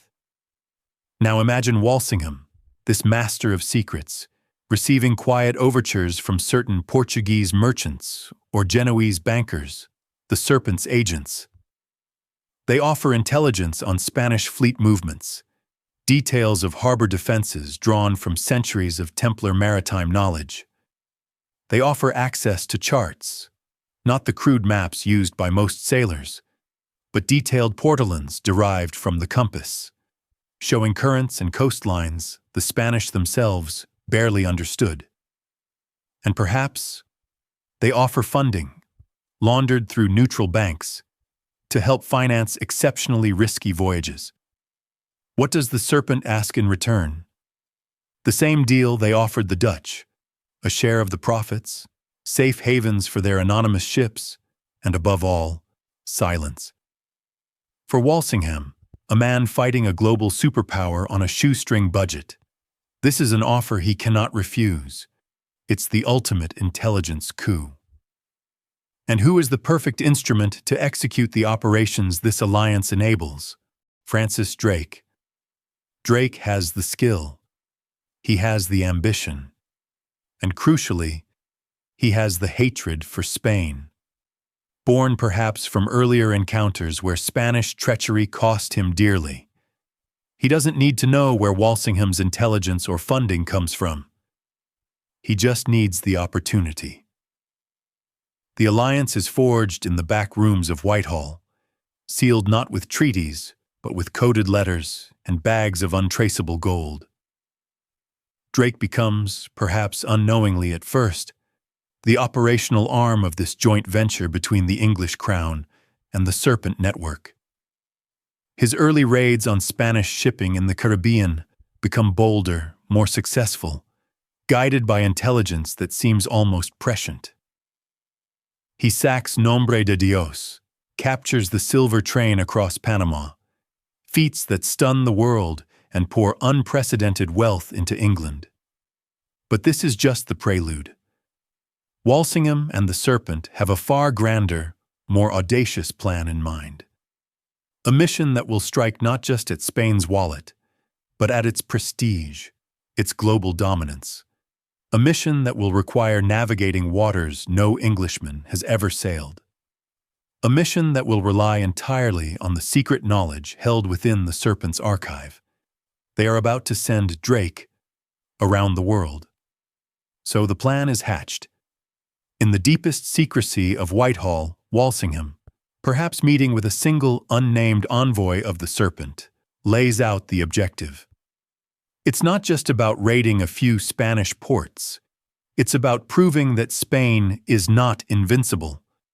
It's about shattering the myth of Spanish global dominance, and it's about hitting their most vulnerable, most lucrative artery, the Pacific Silver Route. The problem? No Englishman has ever successfully navigated the treacherous Strait of Magellan. No Englishman knows the Pacific coast of South America. No Englishman knows the winds and currents needed to cross the vast, empty expanse of the Pacific Ocean and return home. The Spanish maps are jealously guarded secrets. Suicide. That's what a voyage like this should be. Utter suicide. Unless you have better maps. Unless you have access to knowledge that predates the Spanish Empire itself. Unless you have the compass. This is where the Serpent plays its trump card. The envoy, perhaps in that same shadowy meeting, unrolls not a map, but a chart. Drawn not on paper, but perhaps on treated vellum or even thin leather. It shows the coast of South America with astonishing detail. It marks the treacherous currents of the strait. It shows prevailing wind patterns in the South Pacific. It even, perhaps, hints at routes across the Pacific. Routes learned from Arab traders, or maybe even from those legendary forgotten Templar voyages west. This is the knowledge rescued from La Rochelle, refined over 2 centuries by the Order of Christ's secret voyages. It's the Serpent's crown jewel, and they are offering it to Drake. Through Walsingham, for a price, of course, a significant share of the plunder.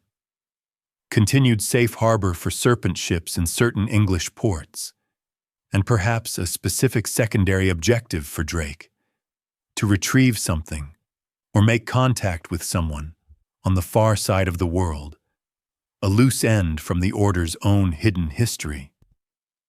The deal is struck. Drake receives his commission from Queen Elizabeth. Publicly, it's a voyage of discovery and trade. Privately, Walsingham slips him the real charts, the Serpent's charts, and the real mission. Break the Spanish Pacific monopoly, cripple their silver supply, and come home rich. In 1577, Drake sets sail from Plymouth with 5 small ships. His flagship, the Pelican, later renamed the Golden Hind. The voyage is brutal. Storms scatter his fleet. Mutiny brews, which Drake ruthlessly crushes. Was his second-in-command perhaps a Spanish agent trying to sabotage the mission based on their intelligence? He navigates the deadly Strait of Magellan using charts that seem impossibly accurate. And then, he bursts out into the Pacific, an ocean no English ship has ever entered before, and he is utterly, terrifyingly alone. But he's not lost. Following the Serpent's charts, he turns north, sailing up the undefended Pacific coast of Spanish America. The Spanish are completely unprepared. They believe no one else can reach these waters. Drake falls upon them like a wolf among sheep. He sacks Valparaiso. He captures Spanish ships laden with silver from the mines of Potosi, silver destined for Spain, silver that would have funded Philip II's armies against England and the Dutch. His masterpiece, the capture of the Nuestra Señora de la Concepción, a treasure galleon so heavily laden with silver it takes 6 days to transfer the loot to the Golden Hind. He isn't just pirating, he's performing surgery. He's precisely targeting the nodes of the Spanish financial system, using the Serpent's intelligence to know where and when the treasure concentrates. But Drake doesn't just plunder. He maps. He meticulously charts the coastline, claiming lands for England, New Albion, likely California. Is he just being a loyal explorer? Or is he fulfilling another part of his deal with Walsingham and the Serpent, gathering new intelligence, updating the compass archive for future operations? He knows he can't go back the way he came. The Spanish are waiting. So he follows the rest of the Serpent's charts. He sails west, across the vast, unknown Pacific. He uses wind patterns and island chains marked on charts supposedly derived from Arab or even Polynesian navigators, knowledge preserved only in the Templar archive. He reaches the East Indies, Indonesia, trades spices, navigates the Indian Ocean, rounds the Cape of Good Hope, and finally, after nearly 3 years, in 1580, the Golden Hind, ballasted with Spanish silver and exotic spices, sails back into Plymouth Harbor. He is the first Englishman to circumnavigate the globe. He is a national hero. The Queen knights him on his own deck. The treasure he brings back pays off England's entire national debt and leaves a massive surplus. It funds Elizabeth's navy. It changes the balance of power in Europe. It is a strategic victory of unimaginable proportions. Drake gets the glory. Elizabeth gets the money and the power. Walsingham gets the intelligence. And the Order of the Serpent gets its revenge. They have used England's ambition and Drake's daring to strike a devastating blow against their ancient enemy, crippling Spain's finances and shattering its aura of invincibility. And they did it all from the shadows. Drake may have believed he was serving his queen. Perhaps he even suspected the source of his uncanny knowledge, but ultimately, he was the perfectly honed instrument of a 400-year-old vendetta, guided by the ghosts of La Rochelle and the hidden maps of the compass. The alliance was cemented. The Serpent's strategy was validated. But this success, this very public, very lucrative success, now presented a new challenge. Drake had proven the vulnerability of the Spanish New World. The Caribbean was now the prize. And the Serpent knew they couldn't rely on English harbors forever. They needed their own base, a sovereign, deniable, perfectly positioned fortress from which to wage the next phase of their war. The age of Drake was ending. The age of the Pirate Republic was about to begin. Drake's return was a watershed moment. England went wild. The Queen was rich. Spain was reeling, its Pacific trade routes shattered, its invincibility exposed. The Serpent, operating silently from Tomar and through its network in London, had achieved a stunning victory. Its proxy, Drake, had delivered beyond their wildest dreams. The alliance with England, brokered by Walsingham, seemed unshakable. For a moment, it must have felt like the 400-year wait was finally paying off. But the Grand Master of the Serpent, the inheritor of centuries of Templar pragmatism and paranoia, knew better. Alliances with monarchs are fleeting. Kings and queens have their own agendas. Elizabeth was useful now, while England was weak and Spain was the overwhelming threat. But Drake's success was making England strong, too strong. What happens when England no longer needs the Serpent's maps, its gold, its intelligence? What happens when England's ambitions clash with the Serpent's own long-term goals, namely the absolute security of the compass and the covenant? Remember 1307. The Templars had been the most powerful ally of the King of France, until they became inconvenient, until their wealth became a temptation. The Serpent saw the same pattern potentially repeating, relying on English ports like Plymouth, operating under English letters of marque, storing portions of their shadow treasury in London. It was efficient, yes, but it put their entire operation, their very existence, at the mercy of another monarch. A monarch who, for all her Protestant credentials, was still a monarch, still driven by the same hunger for absolute power that had destroyed the Templars in the first place. Furthermore, the success of Drake's voyage had changed the game. It had proven that the Spanish New World, particularly the Caribbean, was vulnerable. It wasn't just England that noticed. France, the Dutch, every ambitious sea power in Europe was now turning its eyes towards that glittering prize.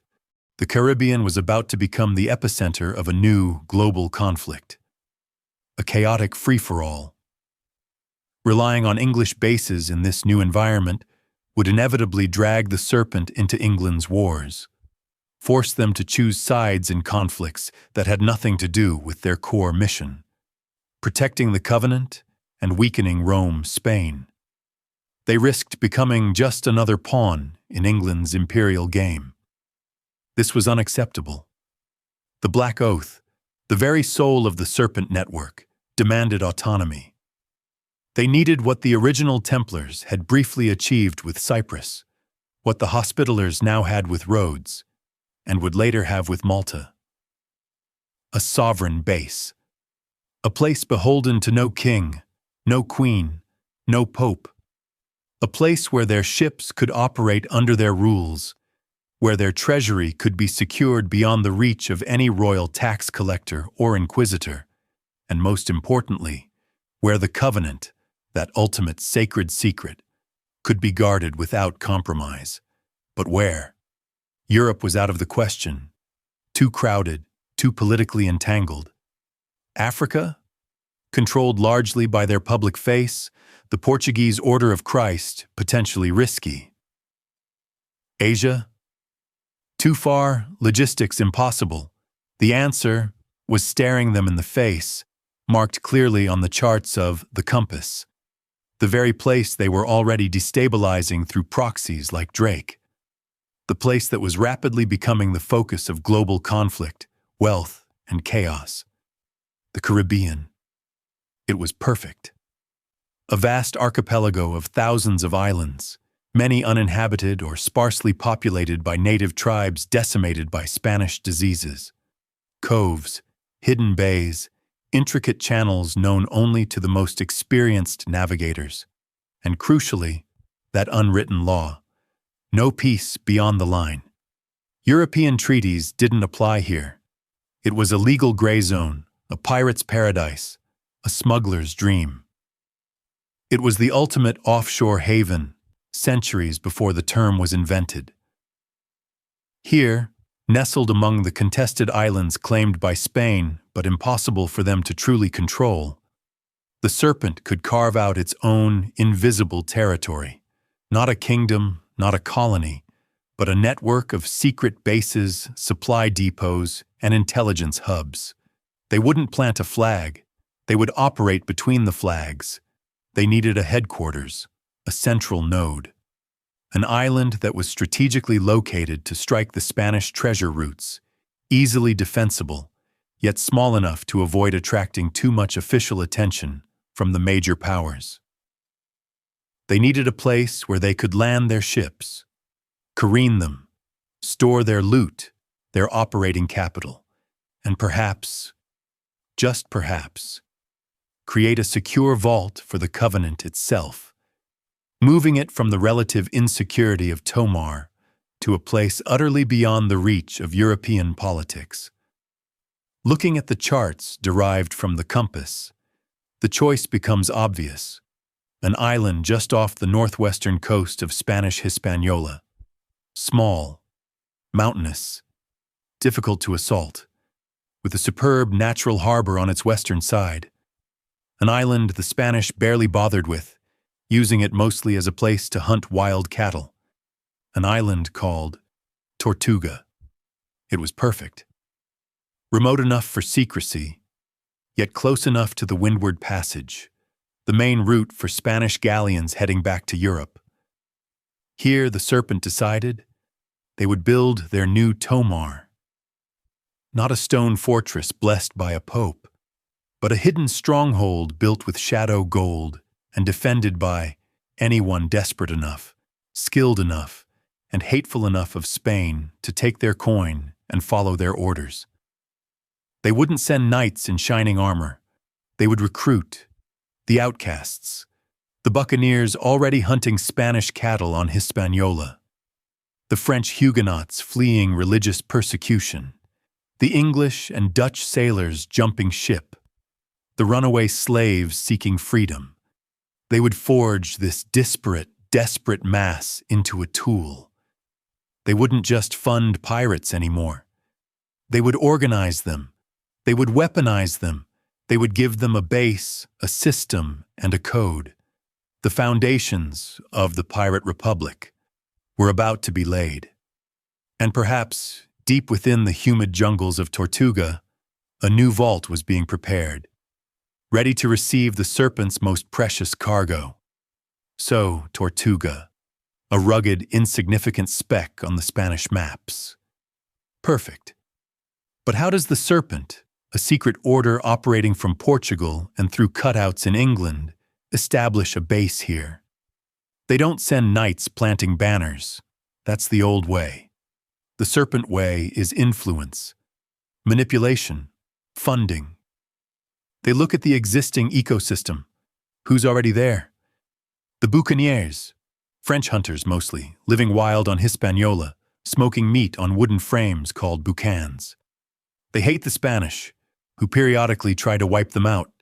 They are tough, self-reliant, know the terrain, and are already borderline outlaws. Perfect recruits. Next, the flibustiers, the early privateers and smugglers, mostly French and English, already using Tortuga's natural harbor as an unofficial stopover point. They raid small Spanish settlements, trade illicit goods. They are disorganized, opportunistic, but skilled sailors and fighters. More raw material. The Serpent doesn't arrive with a conquering army. It arrives with agents, men posing as merchants perhaps, or even disillusioned priests. They bring two things the buccaneers and flibustiers desperately need: organization and capital. Imagine a Serpent agent, maybe a former Templar sergeant skilled in logistics, meeting with the rough leaders of the Tortuga bands. He doesn't offer them Templar ideology. He offers them a business proposition. You hate Spain. We hate Spain. You raid inefficiently. Let us help you organize. Let us provide you with better ships, faster, more heavily armed, obtained through our contacts back in Europe. Let us provide you with targets, precise intelligence on Spanish movements, cargo manifests, troop strengths, derived from our network. In return, we take a percentage of the profits, and you operate under a code. This is the genius of it. They aren't creating pirates. They are professionalizing them. They are turning a scattered nuisance into a coordinated weapon. They establish Tortuga not as a chaotic den of thieves, but as a private naval base. They fund the construction of better defenses. They set up reliable systems for selling captured goods, plunder laundering. They provide access to arms dealers in neutral ports like Saint-Domingue. And crucially, they introduce a structure. The famous Pirate Code, the Articles of Agreement that governed ships and crews. History treats this as some kind of rough democracy born of necessity. But look at the principles. Rigid discipline during battle, elected captains but absolute obedience once orders are given, meticulous accounting for shares of plunder, harsh penalties for betrayal or cheating the brethren. Does that sound like drunken chaos? Or does it sound like the rule of a military order adapted for the sea? Image comparing Templar rule articles to Pirate Code articles. This is the Black Serpent's Ledger mentioned in the outline. Not a physical book perhaps, but the system itself. The Templar corporate structure, reborn under the Jolly Roger. Tortuga becomes the Serpent's first operational headquarters in the New World. It's deniable, it's profitable, and it's perfectly positioned to bleed the Spanish Empire dry. But what about the other asset? The Covenant. Was it moved here? This is where the whispers become even fainter, more speculative. Tortuga was effective, but it was also volatile, too close to Spanish power, too dependent on the shifting loyalties of pirate crews. Perhaps it was too risky for their ultimate secret. Maybe Tortuga was just the forward operating base, the military headquarters. And the real prize, the Covenant, needed somewhere even more secure, more stable. This might explain the later shift. As English influence grew in the Caribbean, another island rose to prominence as a pirate haven, New Providence in the Bahamas, with its main settlement, Nassau. Nassau was harder for the Spanish to reach. It had complex shoal waters protecting its harbor, and crucially, it attracted a more organized, more English-aligned brand of pirate. Perhaps this became the Serpent's true sanctuary. Maybe the Covenant was moved here, hidden not in a jungle vault, but perhaps within the ledgers of the powerful merchant families who secretly backed the pirates. Families with their own quiet connections back to the Serpent network in Europe and the American colonies. We can't know for sure, but the pattern is clear. The Serpent network, born from the ashes of the Templars, didn't just survive, it adapted. It traded castles for ships, crosses for codes, and open warfare for proxy battles. It established a sovereign, hidden base in the lawless Caribbean, using pirates as its deniable army. And from this shadow state, protected by distance and chaos, it prepared to launch the climax of its centuries-long war against Spain, while perhaps guarding its ultimate secret, the Covenant, in a new, even more secure location. The golden age of piracy was about to dawn, and it would be fueled by Templar gold and directed by Templar vengeance. So, the Serpent has its base. Tortuga, later shifting focus towards the more defensible Nassau in the Bahamas. It has its recruits, the multinational, desperate brethren of the coast. It has its funding, laundered gold from the gray trade, and now, increasingly, from captured Spanish silver itself. And it has its system, the Pirate Code, a Templar rule adapted for the sea, enforced by ruthless discipline disguised as rough democracy. Now, it's time to unleash hell. The period history calls the Golden Age of piracy, roughly from the 1650s to the 1720s, wasn't just random, drunken chaos. Yes, there were brutal, opportunistic thugs. Yes, there was rum and violence. But look at the scale. Look at the targets. Look at the impact. This wasn't just petty crime. This was strategic warfare conducted by non-state actors. And who benefited most? England and France, yes, as they used the pirates to weaken their common enemy, Spain. But who was pulling the strings? Who was providing the intelligence? Who was laundering the massive amounts of captured treasure? The Serpent network. This was the climax of their 400-year war of vengeance against the power bloc, Spain and the papacy, that had tried to exterminate them. They were using the pirate republic as their deniable fleet, their sovereign base, to systematically dismantle the Spanish New World Empire from within. Think about the legendary figures of this era, men like Henry Morgan. History remembers him as a Welsh privateer, later knighted, who became lieutenant governor of Jamaica, but his actions were pure Serpent strategy. His most famous exploit, the sack of Panama in 1671. This wasn't just a raid, it was a major military land invasion. Morgan led over 1,000 buccaneers across the Isthmus of Panama, a feat of logistics and discipline supposedly impossible for a disorganized pirate mob. They didn't just sack the city, they burned it to the ground. Why? Panama City wasn't just any city. It was the Pacific terminus of the Spanish silver route. All the wealth from Peru flowed through Panama before being loaded onto galleons in the Caribbean. By destroying Panama, Morgan didn't just steal treasure, he severed the artery.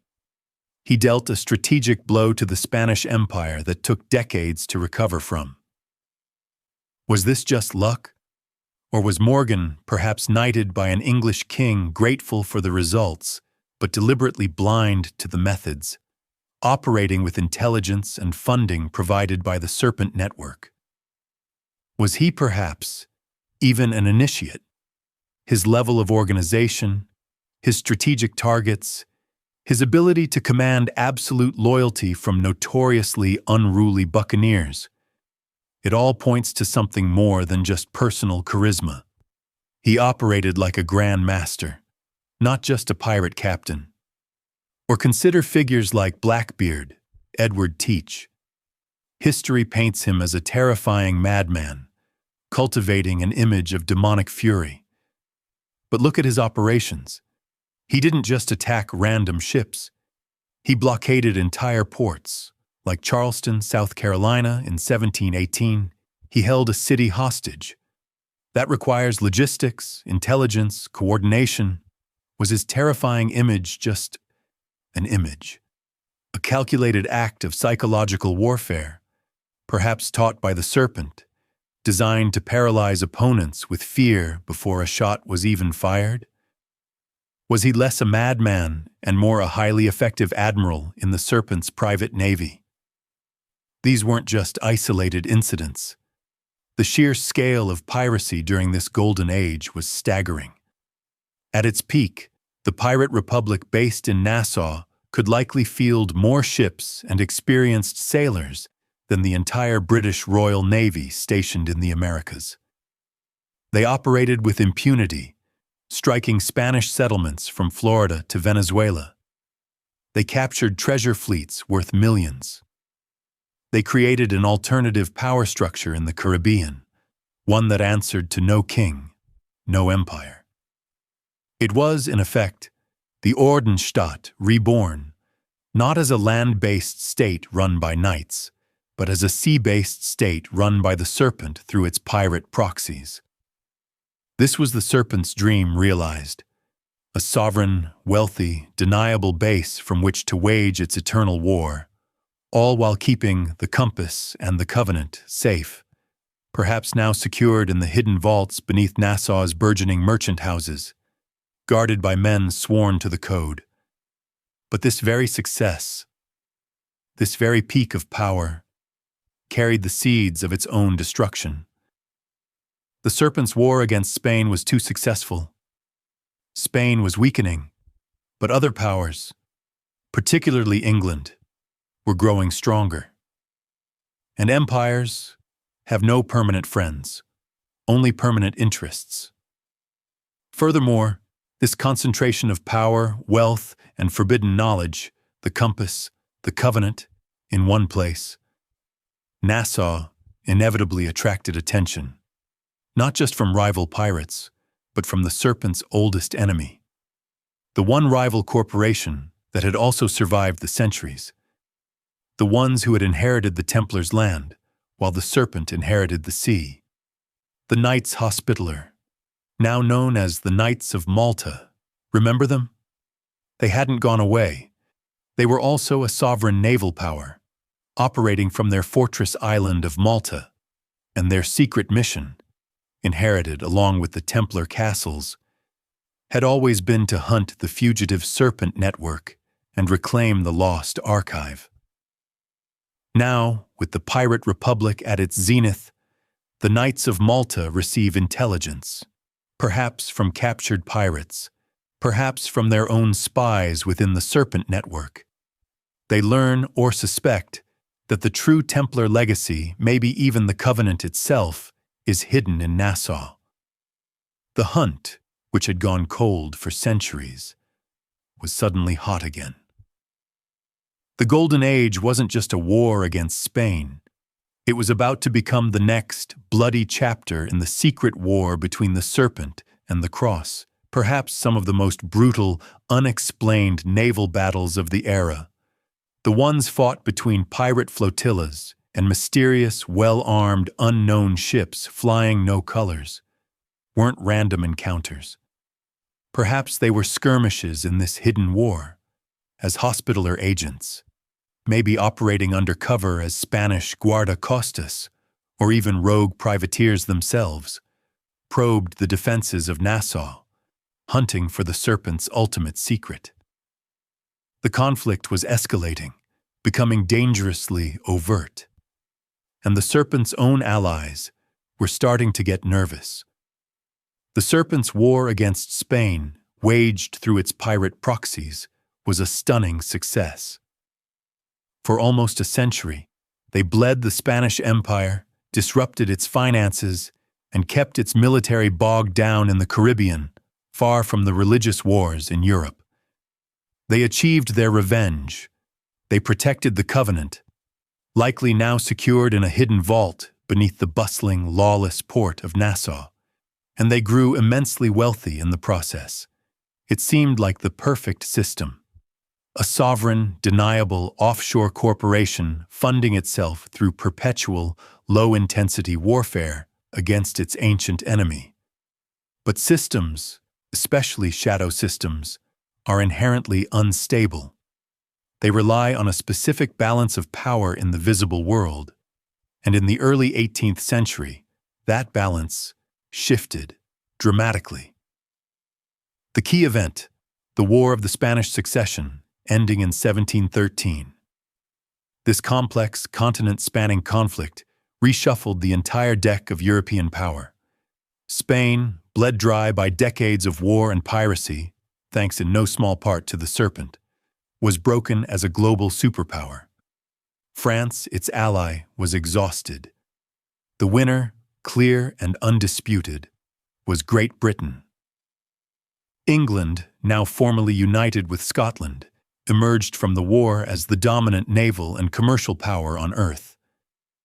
Britannia truly began to rule the waves. And this was a disaster for the Serpent network. Think about it from London's perspective. For decades, pirates based in Nassau had been a useful tool.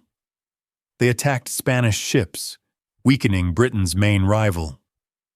They brought captured gold and silver into British colonial ports, like Jamaica, boosting the local economy. British governors often turned a blind eye, or even actively invested in pirate voyages. The pirates were a deniable instrument of foreign policy. But now, Britain had won. Spain was no longer the primary threat. Britain's new goal wasn't just raiding trade, it was controlling it. Building a global empire based on legitimate commerce, secure shipping lanes, and the rule of law, specifically British law. And in this new world order, pirates were no longer an asset, they were a liability. They attacked all ships, including British ones. They disrupted the very trade routes Britain now sought to dominate. They represented chaos in a system that Britain wanted to control. The Pirate Republic of Nassau, that sovereign serpent base operating outside international law, it had become inconvenient. Worse, it had become a competitor. The very success of the Serpent's proxies had made them obsolete, and empires do not tolerate obsolescence, especially when that obsolescence sits astride the most valuable trade routes in the world. The merchants in London, the planters in Virginia, the East India Company, they began screaming for the crown to do something about the pirate menace. The same menace they had quietly profited from just a generation earlier. The political winds shifted. The golden age of piracy, fueled by war and tacit state sponsorship, was over. A new age of imperial order was dawning. And the Serpent network, still operating from the shadows, perhaps now more reliant on its Nassau base than ever before, must have felt a cold dread. They had spent 400 years fighting their old enemies, Rome and Spain. They had allied with England to win that war. And now, their own ally was about to turn on them. The pattern, the eternal bitter lesson of 1307, was repeating itself. You cannot trust kings. You cannot trust empires. The Serpent had built its republic in the cracks of the old world order, but the new world order had no cracks. It had the Royal Navy, and the Royal Navy was coming for them. The betrayal was imminent. The end of the Pirate Republic, was nigh, and the Covenant would once again need to move. The decision, when it came, was swift and ruthless. London had decided. The Pirate Republic of Nassau, that thorn in the side of legitimate trade, that embarrassing reminder of England's own morally ambiguous past, had to go. The Serpent network, with its centuries of experience in reading the shifting tides of power, must have seen it coming. Walsingham was long dead. Elizabeth was gone. A new dynasty, the Hanoverians, sat on the British throne. Their concerns were global commerce, naval supremacy, order. Pirates represented the opposite of order.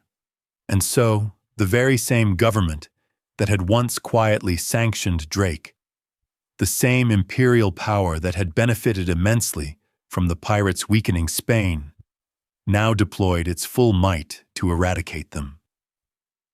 But they didn't just send warships to bombard Nassau. That would be messy, costly, and might just scatter the pirates, making them harder to hunt. No, the British Crown, perhaps advised by men who understood the psychology of the Brethren, devised a more insidious, more effective weapon. In 1717, King George III issued a proclamation, a royal pardon, the king's amnesty. It was offered to any pirate who surrendered themselves to a British governor by September 1718.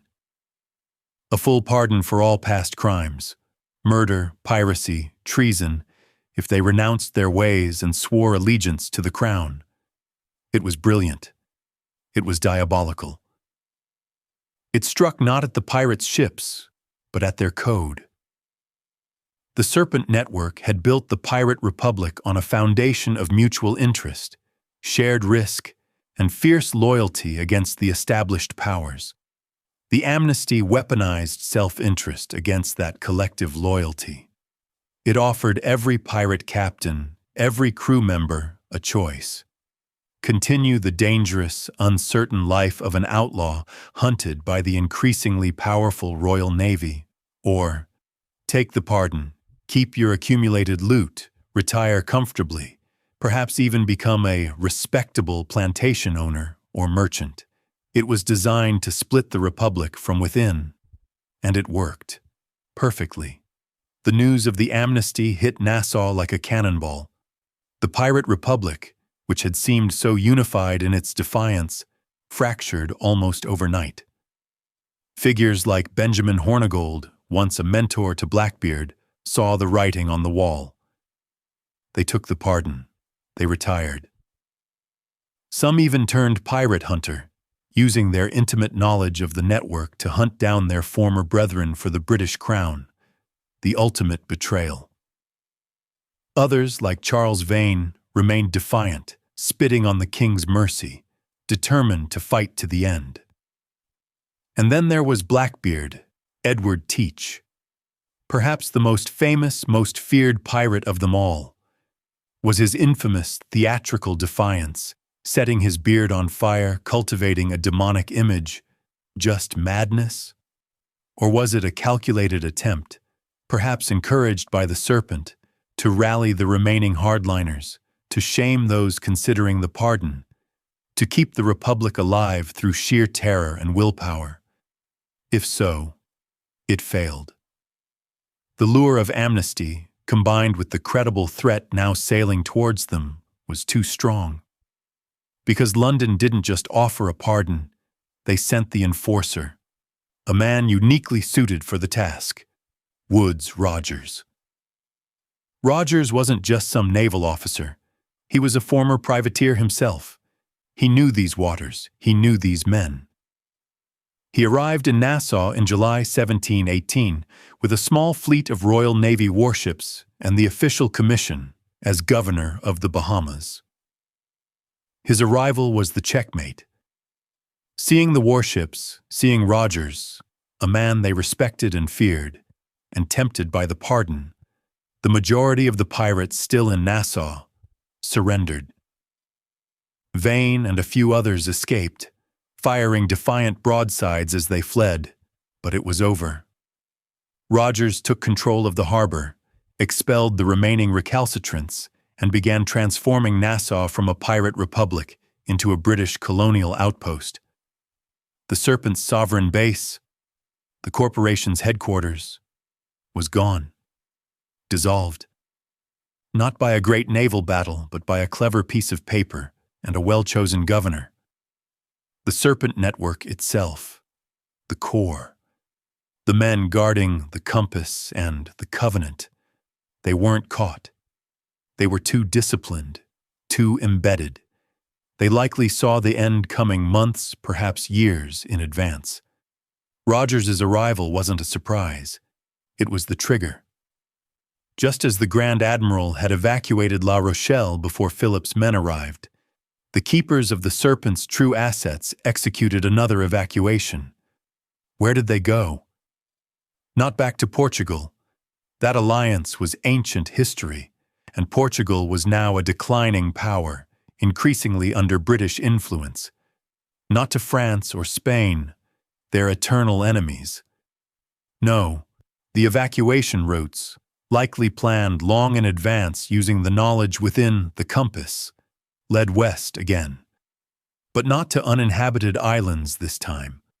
They needed a place with established ports, growing commerce, a degree of political autonomy, and crucially, a healthy distrust of London and the British Crown. A place where men with questionable pasts and significant amounts of untraceable capital could blend in, reinvest, and perhaps start planning the next phase. They scattered, but the primary destinations, guided perhaps by existing Serpent agents already established in trade, were the burgeoning, semi-autonomous, often defiantly independent port cities of the American colonies. Places like Newport, Rhode Island, already notorious as a haven for smugglers and pirates who had taken the pardon. Charleston, South Carolina, a wealthy port built on trade, far from the direct oversight of London. And Philadelphia, Pennsylvania, founded on Quaker principles but rapidly becoming the commercial and intellectual hub of British North America, a city filled with merchants who valued profit and discretion above loyalty to a distant king. The Serpent network wasn't destroyed, it was dispersed, like seeds scattered on the wind.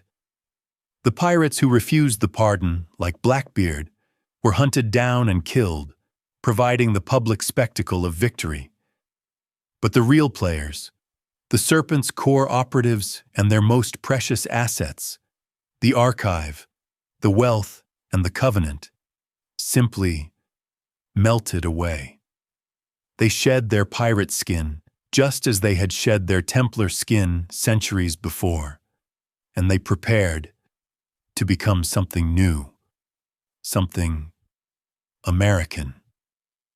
The war against Spain was won, the pirate republic was lost, but the long war, the war for the covenant, the war against unchecked monarchical power, that war was about to enter its final, decisive chapter in the New World. So, the Republic is gone. Nassau falls not with a bang, but with a pardon and a change of flags. The Serpent network, that corporate pirate state, is shattered, or rather, dispersed. But the core wasn't destroyed. Woodes Rogers might have hanged Calico Jack and hunted Blackbeard to his death, providing a satisfying public spectacle for London. But the real players, the Serpent strategists, financiers, the keepers of the compass and the covenant, they were never caught. They had seen the end coming. They had executed their final evacuation protocol. Where do you go when the world has turned against you again? When your own allies betray you? You don't go back to the old world. Europe is a graveyard of broken alliances and watchful enemies. You go forward, into the new world.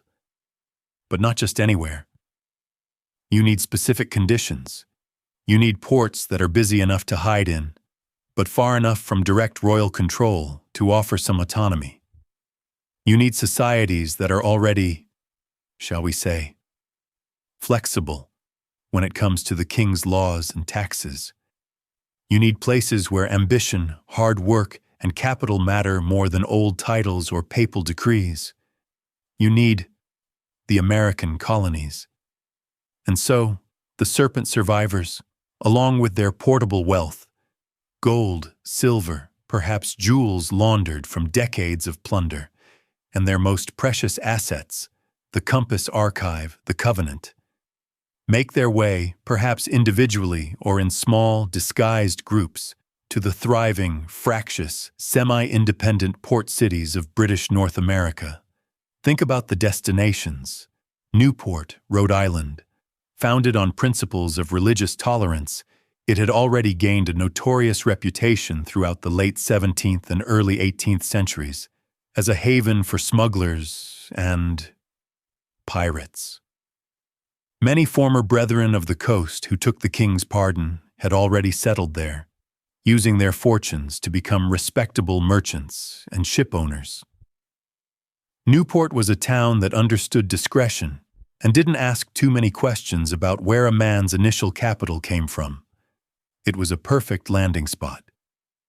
Charleston, South Carolina, a wealthy, aristocratic port city, booming from trade in rice and indigo. Further south, less directly controlled by London, with a planter class fiercely protective of its own interests and deeply resentful of royal interference.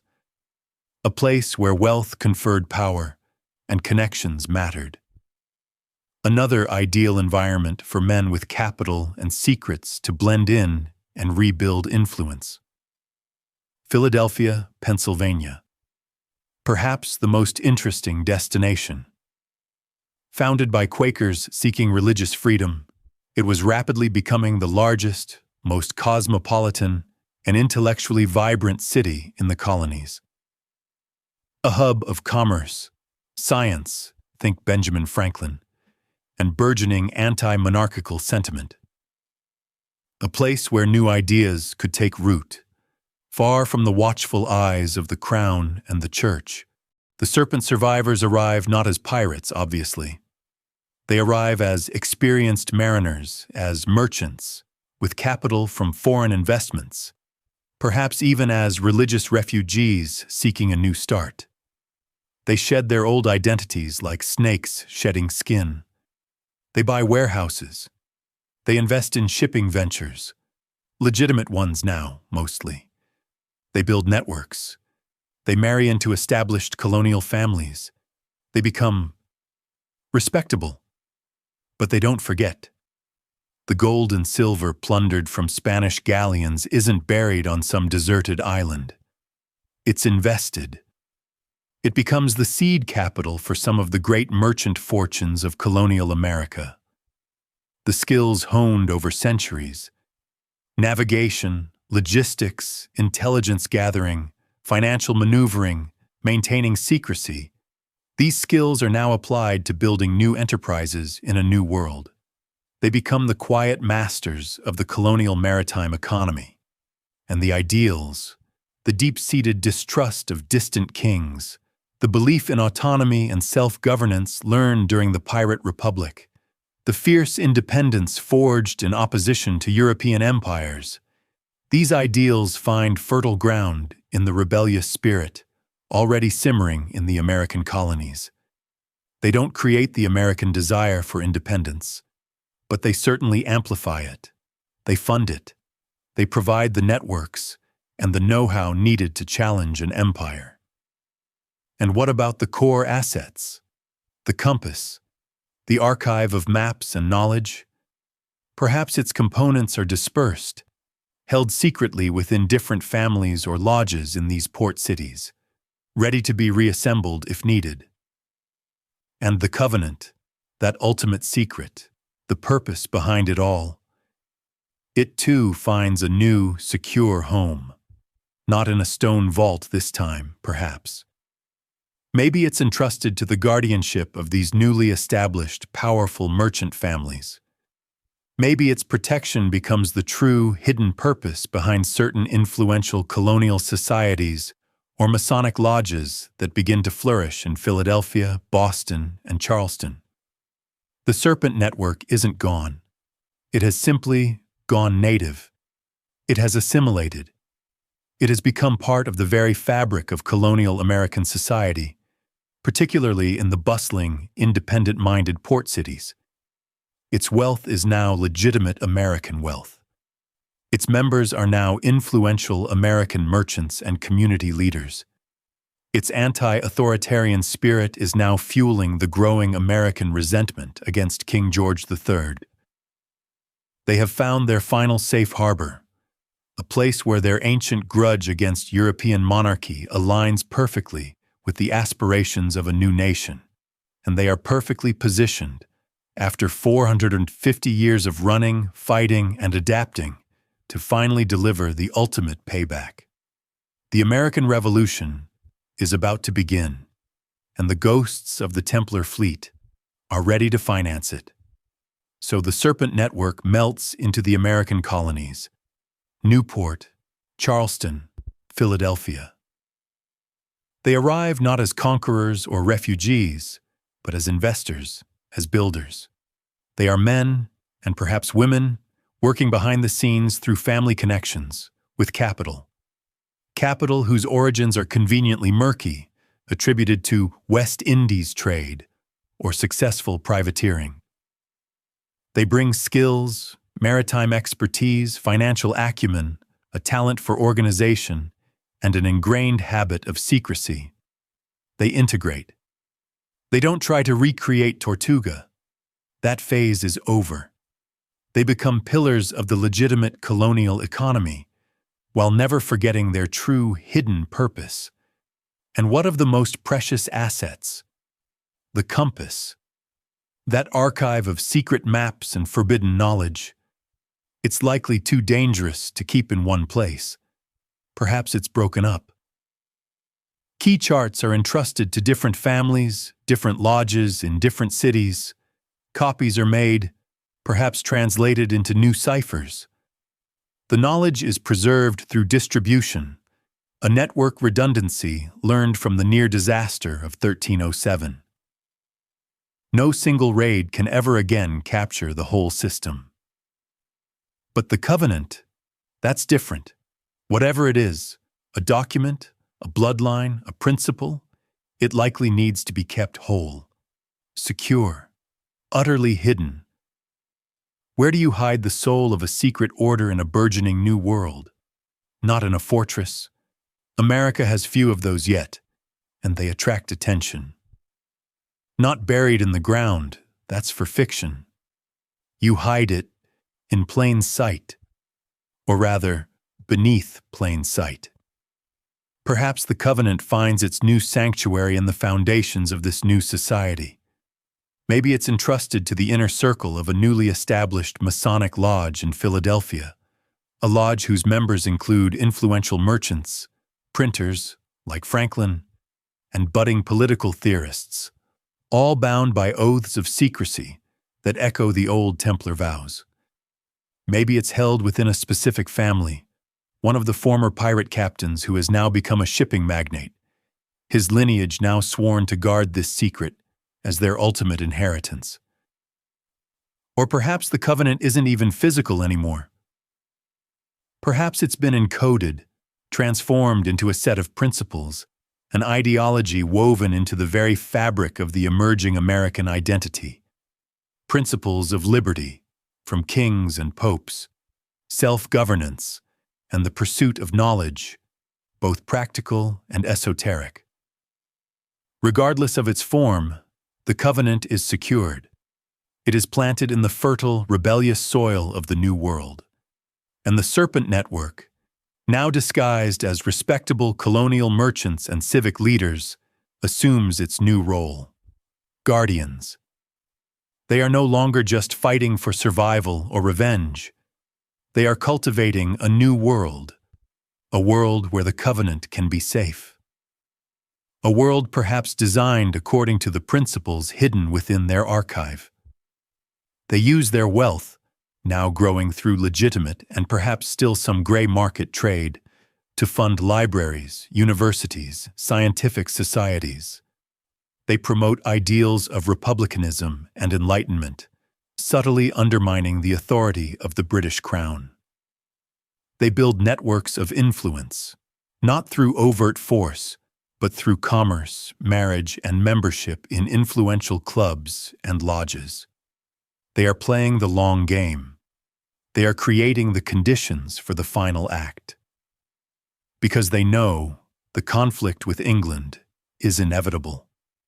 The colonies are growing too rich, too independent. The Crown is becoming too demanding, too tyrannical. The imbalance is growing again. And this time, the Serpent isn't just going to fund a proxy war. This time, they are going to help create a nation founded on their principles, a nation that will be the ultimate revenge against the European monarchies that betrayed them. A nation that will, perhaps unknowingly, become the ultimate guardian of the Templar Covenant. The stage is set. The actors are in place. The year is 1776, and the ghosts of La Rochelle are ready for their final battle. The Serpent network has assimilated. They are no longer pirates hiding in plain sight. They are Americans, influential merchants in Newport, powerful planters in Charleston, well-connected figures in the intellectual ferment of Philadelphia. Their wealth, laundered from centuries of shadow trading and privateering, is now woven into the very fabric of the colonial economy. Their anti-monarchical ideals, born from the betrayal of 1307 and honed in the anarchic freedom of the pirate republic, resonate perfectly with the growing American resentment against British rule. And the Covenant, that ultimate secret, is secure, perhaps hidden within the rituals of a Philadelphia lodge or guarded by a lineage now indistinguishable from the colonial elite. They have found their final sanctuary. But sanctuary isn't enough. Not for the Serpent. Remember the Black Oath. Balance. Remember the 450-year grudge. The existence of any powerful, centralized monarchy, especially one that had betrayed them, like England did by crushing Nassau, represents an imbalance, a threat. And now that threat is becoming intolerable. The year is 1776. King George III sits on the British throne. To the American colonists, he represents distant, arbitrary tyranny, taxes without representation, oppressive laws, stifling trade restrictions. But to the Serpent network, he represents something more. He is the inheritor of the very system, the very mindset that destroyed the Templars in 1307 and betrayed the Pirate Republic in 1718. He is the enemy, the old enemy, wearing a new crown. The conflict brewing between the American colonies and Great Britain, this isn't just another colonial revolt to the Serpent. This is the opportunity. The ultimate chance, after centuries of waiting, to achieve both of their core objectives simultaneously. 1. Enact the final, decisive payback against the monarchical system that had hunted them for generations. 2. Create a new kind of nation, a republic founded on principles of liberty and self-governance, principles perhaps subtly influenced by the Covenant itself. A nation without a king, a nation that could serve as the permanent, ideologically aligned safe harbor for the Covenant and the Serpent network itself. This isn't just about independence. It's about creation. It's about building the perfect sanctuary. So, as the rhetoric heats up, as figures like Adams, Jefferson, and Franklin articulate the colony's grievances, the Serpent network moves from passive integration to active support for the rebellion. But they don't do it openly. That's not their way. They operate, as always, from the shadows. How? First, funding. Revolutions are expensive. Where did the Continental Congress get the hard currency needed to pay soldiers, buy gunpowder, and equip ships when the British blockade choked off legitimate trade? History talks about loans from France and the Netherlands, about wealthy patriots pledging their fortunes. All true. But was there another source? A source with deep pockets, experience in laundering money, and a vested interest in seeing the British crown humiliated? Imagine Serpent agents, now appearing as respectable Philadelphia merchants or Newport ship owners, making anonymous donations. Using their existing international trade networks, the remnants of the grey trade, to smuggle in vital supplies, arms from neutral Dutch ports, sulfur from Sicily, bypassing the Royal Navy blockade thanks to superior charts, the compass, and experienced captains. They wouldn't be signing loan documents with John Hancock. They'd be moving assets through cutouts, shell companies, ensuring their contribution remained utterly untraceable. They weren't just donating, they were investing in the failure of their ancient enemy. Second, intelligence. Washington's army often seemed to have uncanny knowledge of British movements. How? Yes, they had local spies, like the Culper Ring. But did they also have access to a pre-existing international intelligence network? A network with contacts in London, in Paris, even among disgruntled elements within the British military itself? A network skilled in ciphers, dead drops, and disinformation, skills honed over centuries by the Templars and the Serpent. Perhaps some of the most crucial intelligence coups of the Revolution weren't just lucky breaks. They were the result of the Serpent feeding vital information to the Patriot cause. Third, privateering. The Continental Navy was tiny, almost insignificant compared to the Royal Navy. America's real naval power during the Revolution was its privateers. Thousands of privately owned ships, given letters of marque by Congress to attack British merchant shipping. Who owned many of these ships? Who captained them? Who financed their voyages? Look closely at the records of Newport, Salem, Philadelphia. You find the same family names, the same merchant houses, the descendants of the men who had perhaps sailed under the Jolly Roger just a generation or two earlier. Figures like John Paul Jones, celebrated as the father of the American Navy. Was he just a brilliant captain? Or was he, as a Scotsman with likely connections to the old Templar Masonic networks, perhaps an initiate? His famous raids on British coastal towns, his daring captures, were these just acts of patriotism? Or were they also part of the Serpent's long-delayed payback, bringing the war directly to the shores of the king who had betrayed them? The American Revolution becomes, in this light, not just a war for independence, but the final battle in the Serpent's 450-year shadow war. They are using their accumulated wealth, their hidden knowledge, the compass, their network, and their anti-monarchical ideology, perhaps drawn from the Covenant, to midwife the birth of a nation designed to be their ultimate sanctuary. They aren't just fighting against a king, they are fighting for a world without kings. And in 1783, when the Treaty of Paris is signed and the United States of America is officially recognized, the Serpent finally wins. Not a public victory, not a conquest, but something far more satisfying. They have achieved their ultimate revenge. They have humbled their betrayer, and they have created a new, powerful nation, founded on principles that resonate with their own hidden history. A nation where the Covenant can finally, perhaps, be safe forever. Or, can it?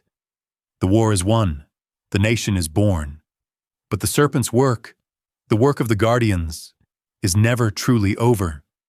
The revolution is won, the United States is born, a nation conceived in liberty, and perhaps, unknowingly, midwifed by the ghosts of an ancient, vengeful order. For the Serpent Network, this should be the end game. They have achieved the impossible.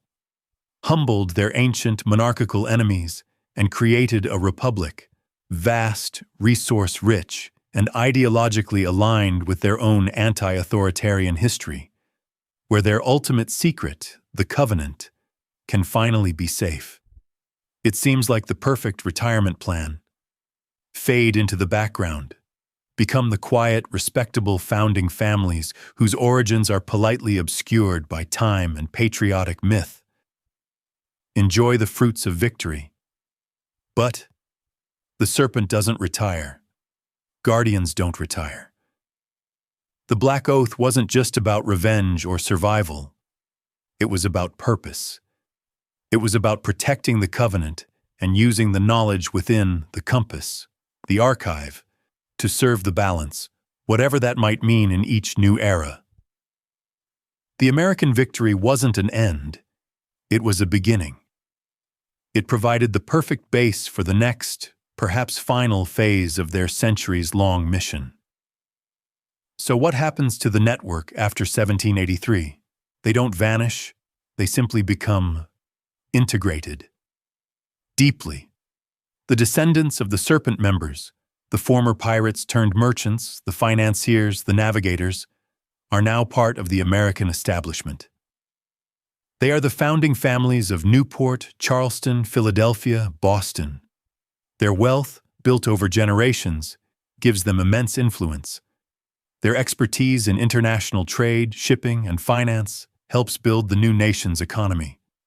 Their ingrained habit of secrecy and network building makes them masters of the quiet connections that truly shape power, in business, in law, and in the burgeoning intelligence community. They become the invisible architects of the American century. And the core assets? The compass. That vast archive of Templar knowledge, maps, science, perhaps even philosophy? It's likely still dispersed, but now held even more securely. Not just in family vaults, but perhaps digitized, encrypted, hidden within the servers of private foundations, think tanks, or even Ivy League university libraries endowed by those same families. Its knowledge is subtly leaked, perhaps, influencing scientific breakthroughs or geopolitical strategy, but its source remains utterly hidden. It's no longer just a map, it's a database of influence. And the Covenant, that ultimate secret, it remains the most closely guarded element. Its physical form, if it still exists, be it a document, an object, or even the continuation of a specific bloodline descended from that first Grand Admiral or a figure rescued in 1307, is likely protected with a level of security that makes Fort Knox look like a garden shed. Perhaps it resides within the most secret, highest degrees of certain American esoteric societies, like specific branches of Freemasonry or Skull and Bones, whose membership overlaps perfectly with these influential families.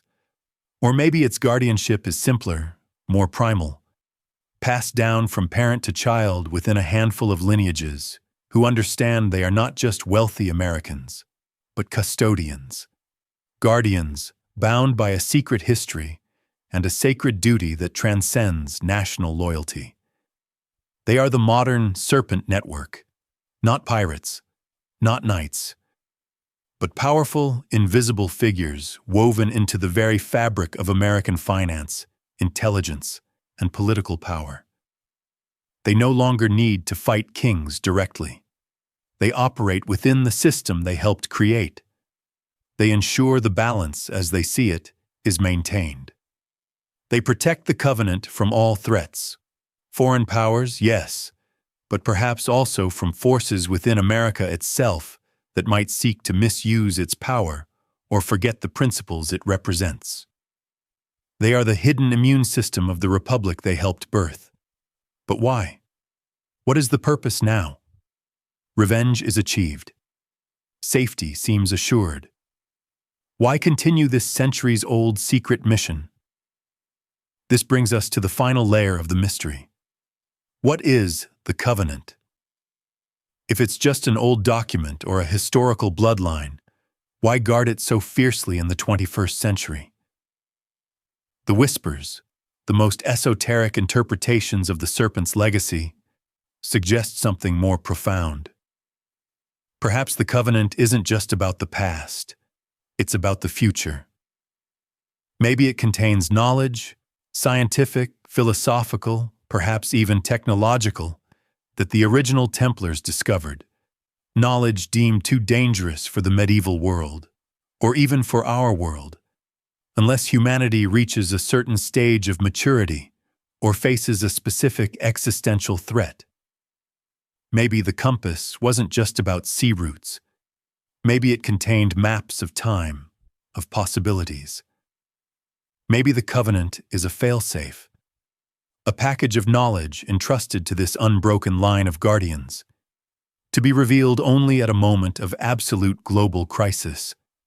Climate collapse, nuclear war, societal breakdown, containing the keys needed to reboot civilization. A last resort. The ultimate expression of serving the balance.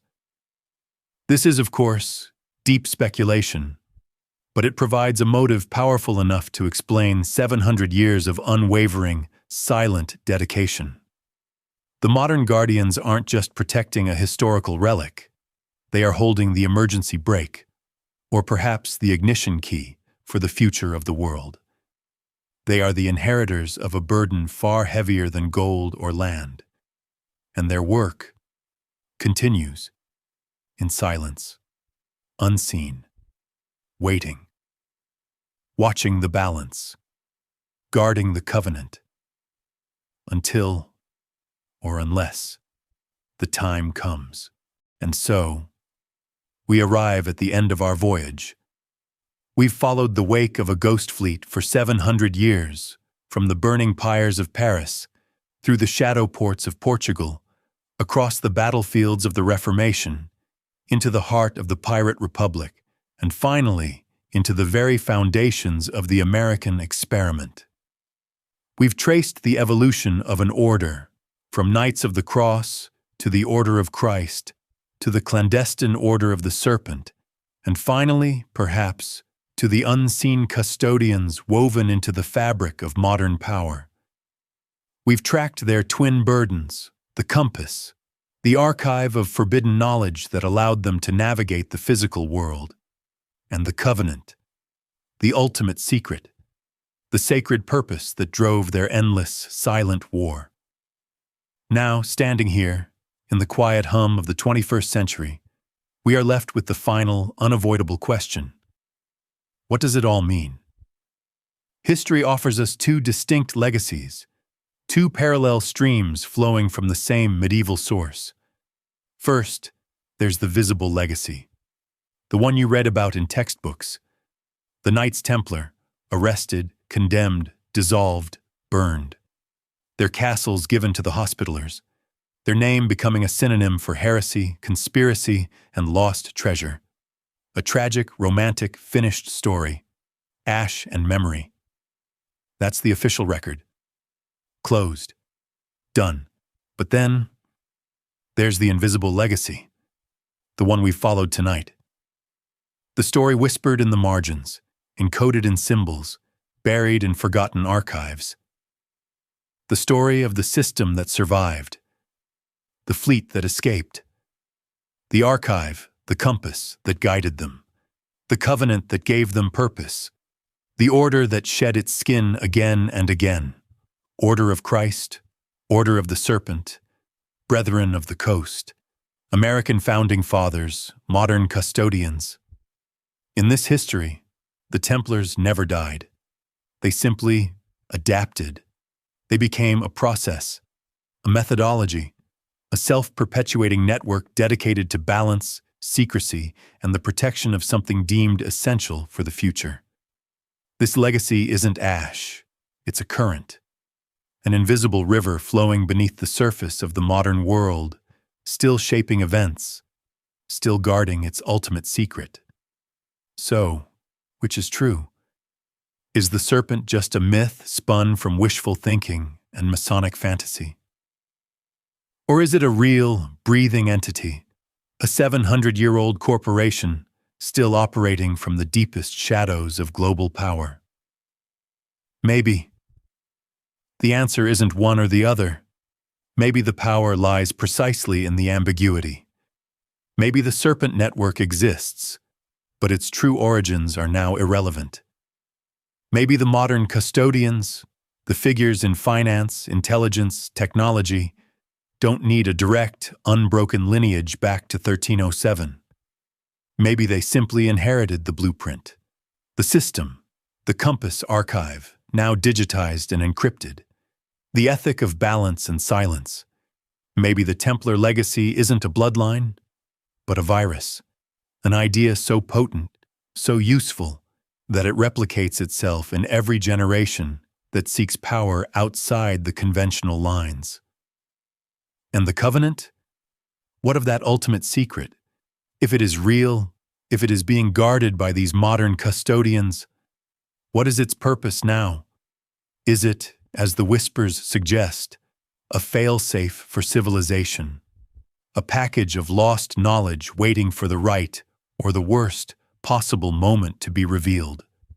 Does it protect us, or does it protect them? Is it a key to enlightenment, or the ultimate tool of control? We are left in the dark, just as they intended. Thank you for sailing these dark waters with me tonight, for looking beyond the official story into the shadows where history truly lives. If you believe there are more truths hidden beneath the surface, more whispers waiting to be heard, I invite you to join our community here at Veiled History. Subscribe. Share this journey. Your support allows us to keep the lanterns lit as we explore these forgotten corridors. For now, let the questions settle. Let the ocean keep its secrets. Let the silence speak. Sleep well, and perhaps listen for the echo of a fleet that never truly vanished.